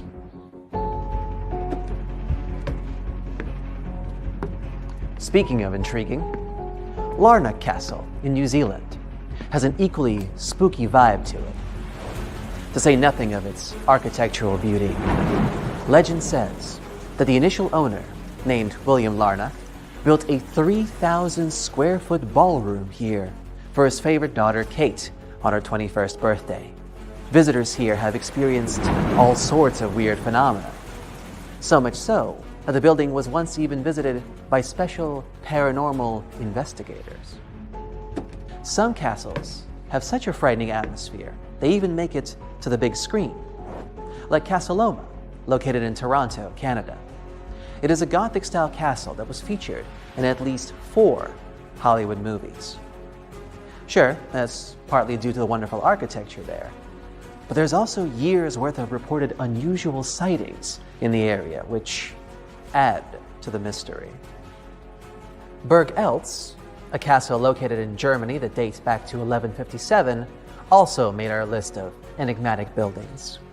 It has only a limited number of rooms that are available for the public, but out of all of them, there is one that generates a lot of buzz between tourists. It is the bedroom of Countess Agnes, who lived here in the 15th century. Her bed and part of her attire are still on display in the room.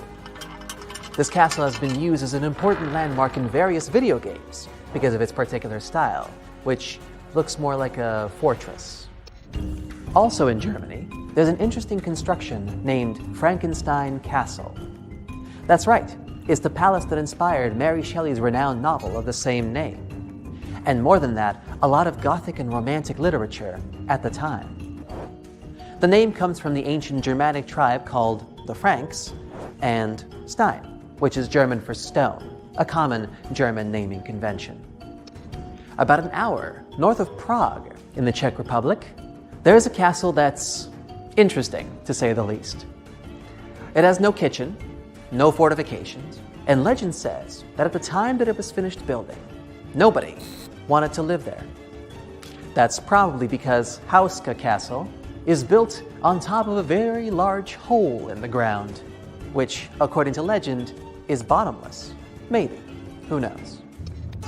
Japan has a mysterious castle of its own called Himeji Castle that dates all the way back to the year 1333. It's one of the best remaining samples of feudal Japanese architecture, featuring many of its classic staples like its use of wood and multiple sliding doors. The castle is deeply connected to local folklore, specifically to the story of Okiku, a girl that was falsely accused of losing some valuable dishes and was punished for it, but now haunts the castle as a spirit seeking vengeance. The Castle of Good Hope in South Africa doesn't inspire a lot of hope in its visitors, despite its name. Maybe because it supposedly features a bell that rings by itself? Or perhaps because lights there often switch on and off by themselves too. I guess we'll never know. Have you ever heard the Italian legend about a little girl with blue hair? Then you might have heard about the enticing Montebello Castle north of Milan. The story says her mother used to dye her hair with various herbs that gave that particular shade of blue to her hair.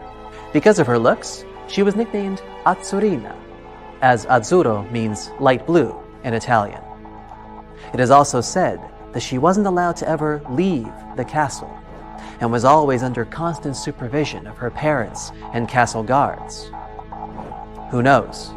She might still be there to this day. Now, if you're looking to actually stay in one of these chilling castles, you may want to consider Castle Rzezel, located in the city of the same name in Poland. Since it's now being used as a hotel, it attracts a lot of tourists looking for that magical, regal experience. Just make sure to book a room as far away from the former dungeons as possible. Just saying.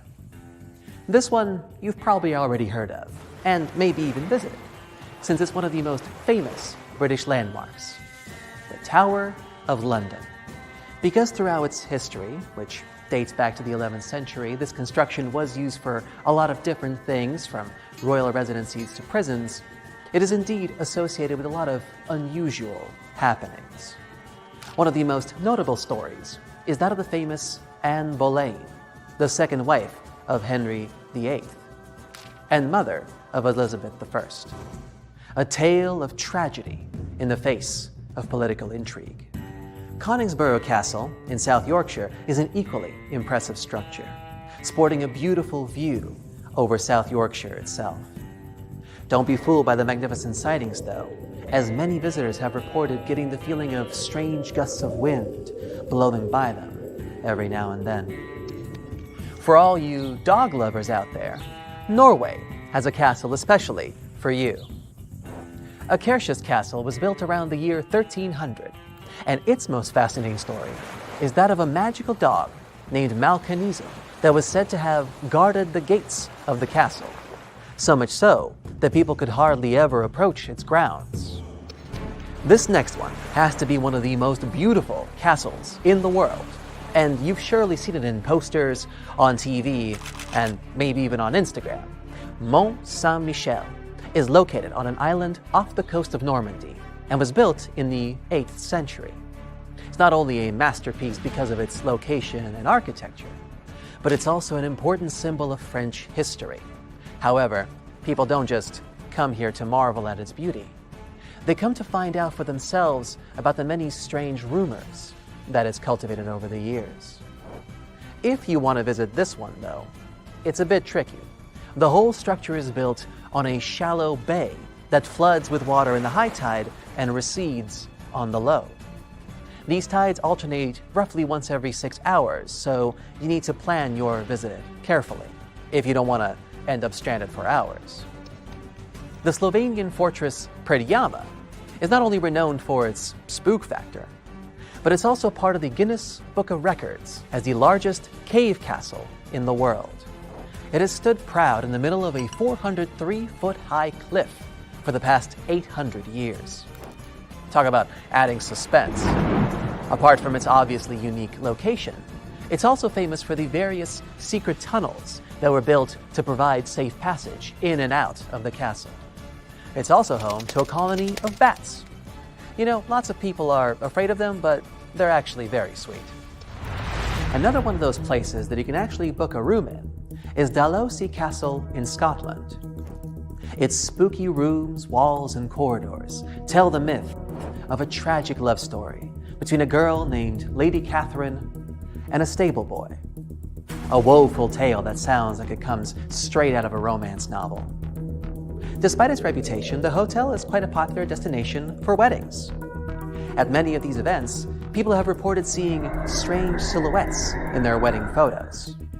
Still, it looks like a lovely venue to book an event. If you don't mind strangers showing up in your pictures, of course. Aren't castles truly fascinating? Not only are they just beautiful to look at, both inside and out, but they provide such a timeless glimpse into the history of ages long past. Of course, with all the rumors of ghosts and hauntings, it's hard to tell what is true and what isn't. But I like to think that the prevalence of these rumors speaks to the very human spirit of curiosity that's inside all of us, the desire to learn and to explore. And that, in and of itself, is truly special. Be sure to stay curious and watch your step. Imagine dark labyrinths, deep, deep underground. They're full of hidden dangers and unexpected discoveries. Get your flashlight and let me take you on a tour of the spookiest caves of all time. And the first destination on our list is Cathedral Caverns in Alabama. Originally, this place was called Bat Cave, but it was later renamed because of what it looks like.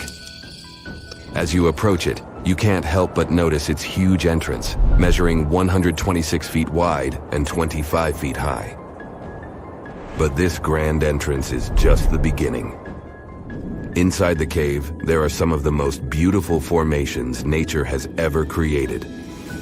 One of the most famous of them is probably Goliath, a giant 45 feet tall stalagmite with a circumference of 243 feet. Other amazing sights you might want to visit include a caveman balancing on top of a flowstone wall, a frozen waterfall, and a forest of tall stalagmites. You're probably curious, how did such an exciting place make it onto the list of the scariest caves out there? The thing is, the sheer size of the cave is still unknown, and only about 2 miles of it are mapped and open to the public. But the cave can and does show its dangerous side from time to time. For example, the directors of the 1984 sci-fi movie What Waits Below filmed a lot of scenes in cathedral caverns. But during the shooting, 17 cast and crew members got carbon monoxide poisoning and had to be immediately taken to a hospital, barely avoiding serious consequences. But let's move further to Moaning Cavern in California.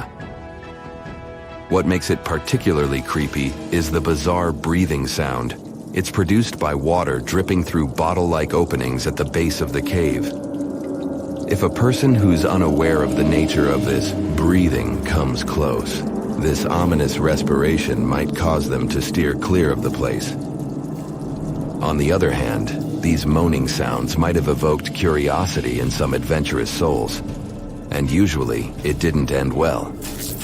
Researchers have found the remains of more than 100 prehistoric people who fell down the cave's 410-foot chasm around 13,000 years ago. These days, you can go on a tour around the cave, but no deeper than 165 feet into the vertical opening. If you're feeling particularly bold, you can rappel down. But you'll still have to exit using a Gothic-looking wrought iron staircase. Be careful not to slip. It's a long way down. The next cave we'll visit is ominously called Hellhole. You can find it in West Virginia. It's notorious enough to inspire a few horror movies.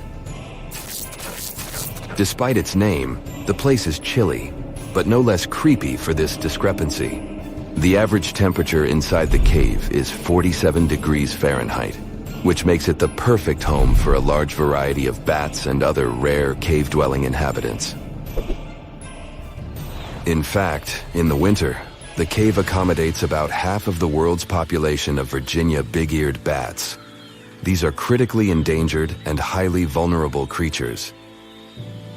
But it won't stop a chill from running down your spine once you see a cloud of 20,000 squeaking, wing-fluttering bats. Bell Witch Cave is a relatively small formation located in Tennessee. And despite its innocent appearance, it serves as the focal point for an equally fantastic and terrifying story. According to the legend, in the early part of the 19th century, the farmer and his family suffered from the mischief of a ghost. It made a lot of noise at night, ripped sheets from beds, and even physically attacked the farmer and some of his family members. Eventually, the farmer passed away, and a vial with unknown black liquid was found next to him. Some people believed that the ghost had somehow poisoned him. Soon after that, the spirit left the farmer's family alone. Locals were sure the ghost had returned to a cave near the farm. They also believed the mystical creature promised to return when the time was right. Even today, local inhabitants report strange occurrences happening around the cave. They swear they are linked to the ghost once taunting the farmer's family. I bet that no matter how skeptical you are, the cave will make your skin crawl. And this is Wind Cave in South Dakota. At first glance, it might seem that there's nothing super scary about this cavern. No roiling mass of bats, no ancient remains or toxic gases. But the cave is home to a blood-chilling and very rare geological feature. Nowhere else in the world will you find a more extensive network of boxwork calcite. How did Wind Cave create the perfect conditions for the boxwork remains? It's still a mystery. But what you do notice is that this boxwork resembles a massive spider web a bit too much for comfort. Even though it's just a geological anomaly, It's hard to look at the boxwork and not imagine tons of cave spiders skittering along those thin strands of hardened minerals. Now, let me take you to a place that seems to be out of this world. There's nothing mysterious or dangerous about this place, but it's kinda unique. Life inside this cave has been isolated from the outside world for about 5.5 million years. And it does show. See for yourself. Because of such long isolation, the conditions inside Mobile Cave are like nowhere else in the world.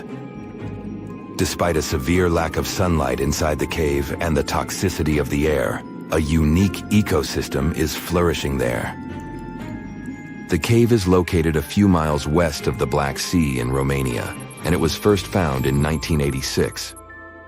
These days, you can only visit it if you have special permission. But even if you have it, the central caverns are guarded naturally by super narrow limestone tunnels and vertical shafts. So, those who are familiar with claustrophobia shouldn't enter this place. In the depth of the cave, the air has twice less oxygen than the air outside. It contains a lot of carbon dioxide and hydrogen sulfide, which means it's not the freshest air you can breathe. It's also pitch black inside the cavern. But despite, or should I say, thanks to, this cocktail of extremely harsh conditions, the site is a true goldmine for biologists. Life seems to be booming here. In a 1996 study, scientists identified 48 species living there. 33 of them are unique to the cave. Most of the creatures inhabiting the cave are tiny. They have long limbs and antennae, helping them navigate in the dark. They also have no vision and lack pigment, which makes sense. Why would you need to be able to see if you live in total darkness? And why would you need to be pretty and colorful with no one to see you? Now, get ready to explore one more cave. No less amazing, but very different. This is the Giant Crystal Cave, aka Cave of the Crystals, in Mexico. These massive crystals were found in 2000 by a mining company after the water was pumped out of the cave. 2 miners then entered the drying cave on foot and saw the crystals. These awe-inspiring crystals are actually massive gypsum pillars hidden 984 feet underground. Scientists estimate that the crystals could have been already growing for 500,000 years. That's why many of them are so long and wide that you can walk across them. Unfortunately, visiting this wonder of nature is impossible at the moment. But maybe it's for the better, since Giant Crystal Cave is a dangerous place that can easily turn into a trap. For tens of thousands of years, it was filled with groundwater, which was originally pushed upward into the opening by a magma chamber located in the depths of our planet. The magma under the cave kept the water hot, but eventually the temperature of the water dipped below 136 degrees Fahrenheit. As a result, the water started to fill with calcium and sulfate, whose particles began to recombine into gypsum, and then white-tinted crystals took over the cave. And since they stayed underwater, they were able to keep growing. The LaLaurie Mansion, located in the French Quarter of New Orleans, has a grim reputation.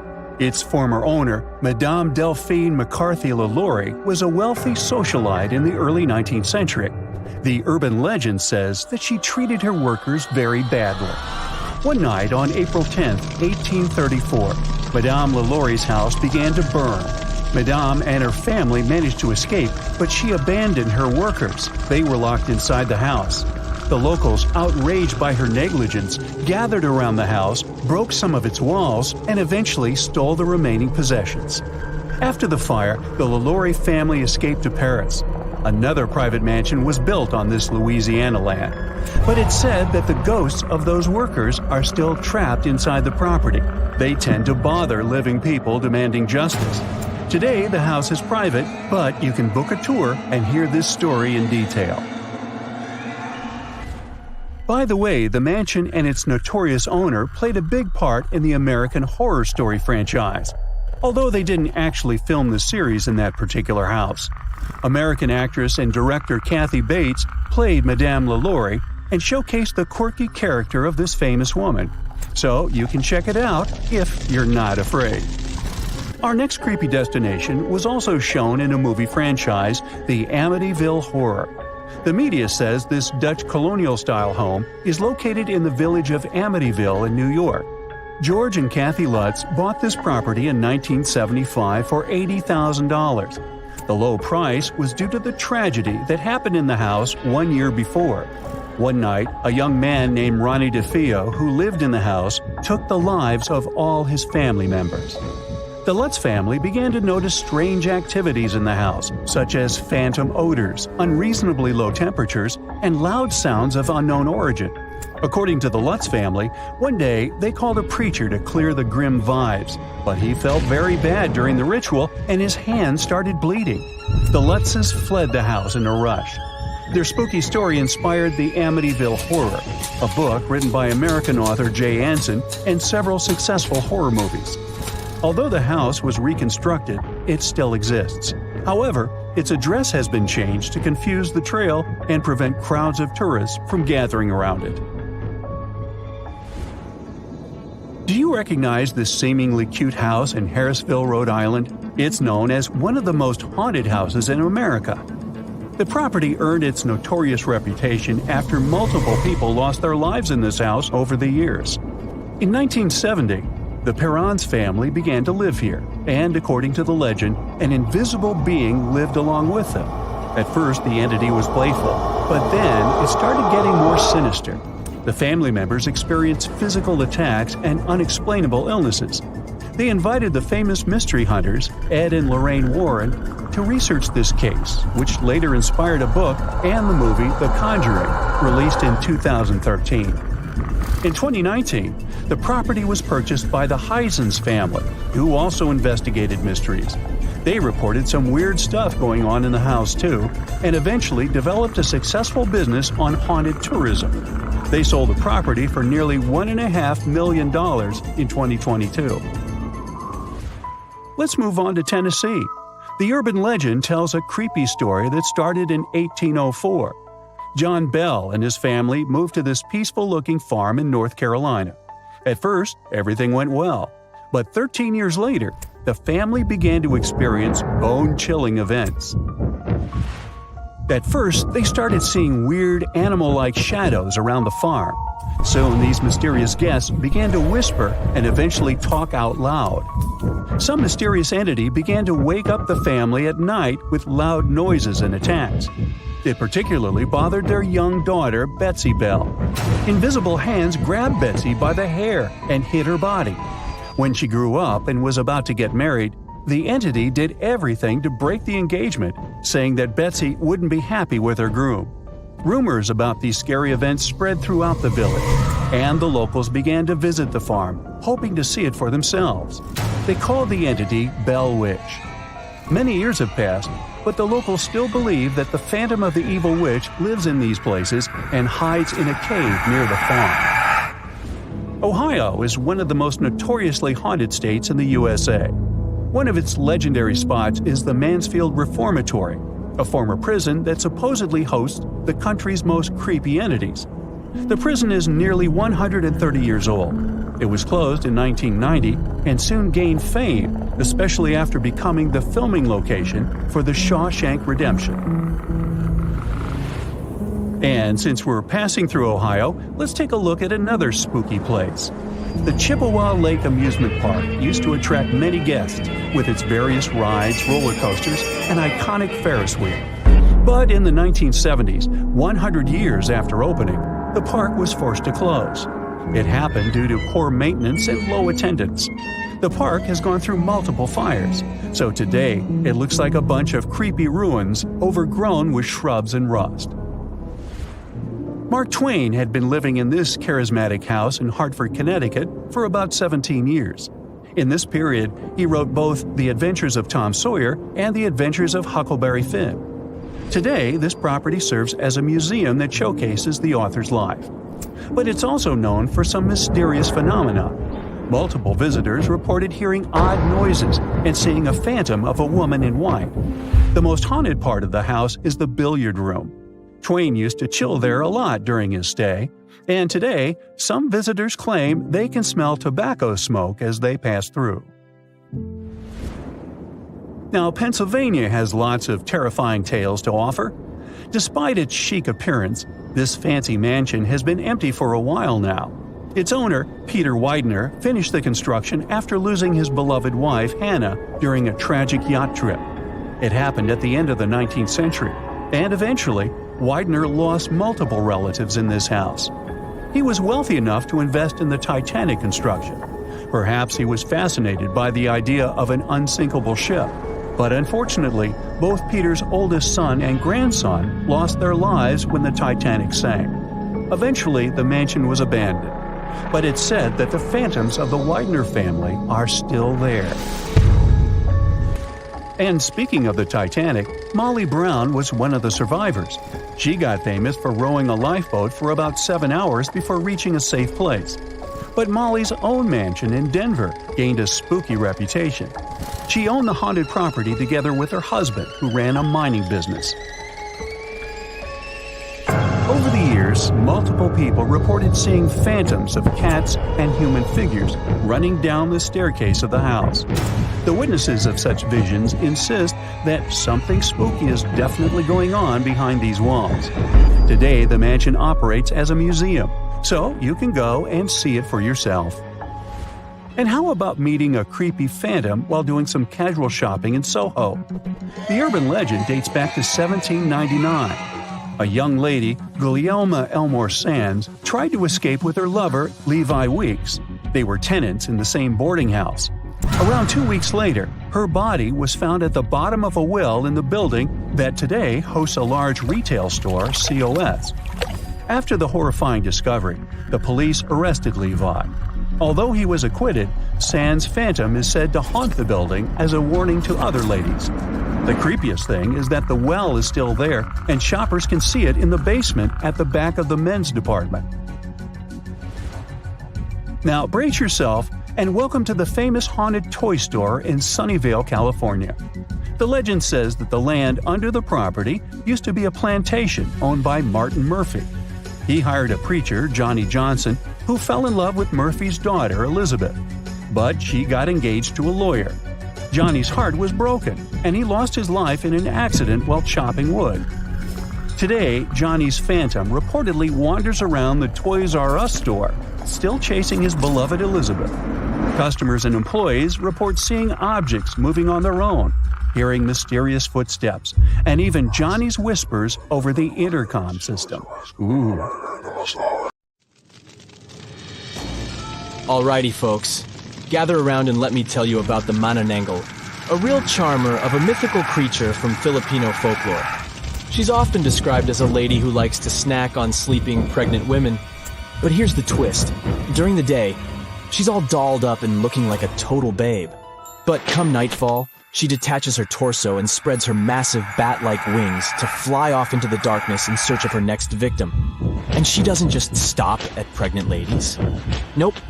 Sometimes she'll use her good looks to lead astray men and take them to her secret hiding spot where she'll feast on their heart, intestines, and other internal organs all night long. Yikes. If you're ever faced with a Manananggal and want to stop her from reattaching her body before sunrise, just sprinkle some salt, ash, or crushed garlic on the remaining half of her body. Easy peasy, right? So keep an eye out for this winged wonder and don't forget the garlic! Okay, so check this out. In German folklore, there's this crazy creature called an Alp. Basically, it's like a vampire, mixed with an incubus. And it wears this dope hat called a Tarncap that gives it all kinds of powers. This dude is all about preying on women at night by messing with their dreams. Oh, and it's into breast milk and sucking the blood of men and kids. The Alp can shapeshift into all kinds of stuff, like cats, pigs, dogs, snakes, and even butterflies. And it's got this evil eye that can totally mess you up with bad luck or sickness. But don't worry, you can protect yourself by hiding a broomstick under your pillow, pointing your shoes towards the door, hanging iron horseshoes from the bedpost, or putting a mirror on your chest. And if all else fails, Just leave the lights on all night and shove a lemon in its mouth if you catch it napping during the day. Meet the Ponti Anak, a spooky ghost from Malay mythology. Legend has it that she was a woman who passed away while giving birth, and now she's out for revenge. She's not your average ghost either. She's got long black hair, sharp fingernails, and a blood-smeared white dress. But watch out, because she's also a master of disguise. She can transform into a beautiful woman to lure in her prey before ripping out their insides. If you're ever out at night and hear the cries of babies or feminine laughter, beware. That could be the Ponti Anak coming to get you. And if the sounds are quiet, she might be right around the corner. So keep your wits about you, and don't fall for any too-good-to-be-true ladies. Hey, did you know that according to Irish legend, every family has their very own banshee? This banshee lady is supposed to let out a piercing wail or shout when someone in the family is about to kick the bucket. Talk about a not-so-subtle warning, but don't let her eerie cry trick you. This banshee lady is said to be drop-dead gorgeous with long flowing locks and crimson eyes from all her crying. She's also known for wearing a gray shawl over her green threads. Fashionable and spooky? We're into it. Some people even say that this banshee can transform into a sweet-singing young lady who foretells the doom of the family. Yikes. And if that's not enough to give you goosebumps, she's also been spotted hunched over in the woods, crying her eyes out at night. Sounds like a real party animal, doesn't she? So next time you hear a blood-curdling scream in the middle of the night, just remember, it might just be your friendly neighborhood banshee giving you a heads up. Now let me tell you about the Kalupiluit. These creatures are like the boogeyman of the Arctic. They live near the ice floes and are known for snatching up kids who get too close to the water. But don't worry, it's just a myth to keep children safe. Now, the appearance of these critters varies from story to story, but they all have some things in common. They've got slimy green skin, long hair, and long fingernails. Their hands are webbed like a fish, and they wear these fancy parkas made out of eider duck feathers. Oh, and watch out for their flippers. One of them can emit a sound that'll paralyze you. But don't fret, you can outsmart them. Some clever Inuit hunters figured out that if they asked the Kalupiluit to shapeshift into a seal or whale, they could easily finish it and bring home a tasty catch. Yum! Some stories say that these creatures use kidnapped children to keep their hair looking fabulous. Talk about dedication to hair care. Others say that the kids are just devoured or used to fuel the Kalupiluit's youth. But here's a wild tale for you. There was once a grandma who couldn't feed her grandson, so she called upon a Kalupiluit to take him away. The tribe eventually got back on their feet, and a young couple went to rescue the boy. They found him tethered to seaweed by the Kalupiluit, but every time they got close, she'd drag him back underwater. They ended up waiting until sunrise to cut him loose. Yeah, the Kalupiluit may be spooky, but they're just looking out for the kiddos. And who knows? Maybe they'll give you some hair care tips if you're lucky enough to meet one. Let me present to you the scariest horse-like monster in all of Scotland, the Nucklavi, or Nuckalavi. This bad boy has a skinless body, a head 10 times bigger than a human's, and a breath so poisonous it can destroy animals and crops. So, it's got wicked powers that can cause chaos all over the islands. But fear not, because there's an old spirit known as the Sea Myther who can control this terrifying beast during the summer months. The Nucklavi has roots in Norse and Orcadian folklore, and was first documented by the mysterious Joe Ben using some fancy Latin manuscripts back in the 16th century. Ernest Marwick, an Orcadian writer and folklorist, thinks that this evil sea creature is similar to the Norwegian Knock, the Nuggle of the Shetland, and the shape-shifting Kelpie or water Kelpie. So, if you're ever out and about in Scotland and come across this scary guy, just remember, call on the Sea Myther and run for your life. This dude is South African Tokolosha. It may look like a gremlin, but trust me, it's way more mischievous. Apparently, witches and shamans can summon them with their magical powers, but there are ways to keep these troublemakers in check. One way is to give them some curdled milk. Apparently it's their favorite. And trim their hair so they can see. If that doesn't work, you can call in a witch doctor to use some good old-fashioned magic to exorcise them away. Now, according to South African folklore, these tokoloshes are mostly invisible and can suck on a stone to stay that way. So, if you want to keep them away from your home, scatter some special blessed salts, aka tokoloshe salts, along your door frames and windowsills. Or if you're feeling extra cautious, put some bricks under your bed's legs. Better safe than sorry, right? Have you heard of the Chimera? She's a total monster, literally. This fire-breathing female hybrid is made up of all sorts of animal parts. Think lion-like body, goat-like head, and a tail that ends in a snake's head. According to Greek mythology, the Chimera is the child of Typhon and Echidna, and her sisters are Cerberus and Lernaean Hydra. Sounds like a family reunion, huh? But don't worry, our hero Bellerophon was up for the challenge. The king of Lycia sent him on a mission to defeat the fearsome Chimera, and Bellerophon was the greatest hero monsters were scared of. The Chimera was no match for Bellerophon and his trusty Pegasus. Even though the king was secretly hoping the Chimera would take out Bellerophon instead, in the end, justice prevailed, and the Chimera was defeated. Well, that's it for today.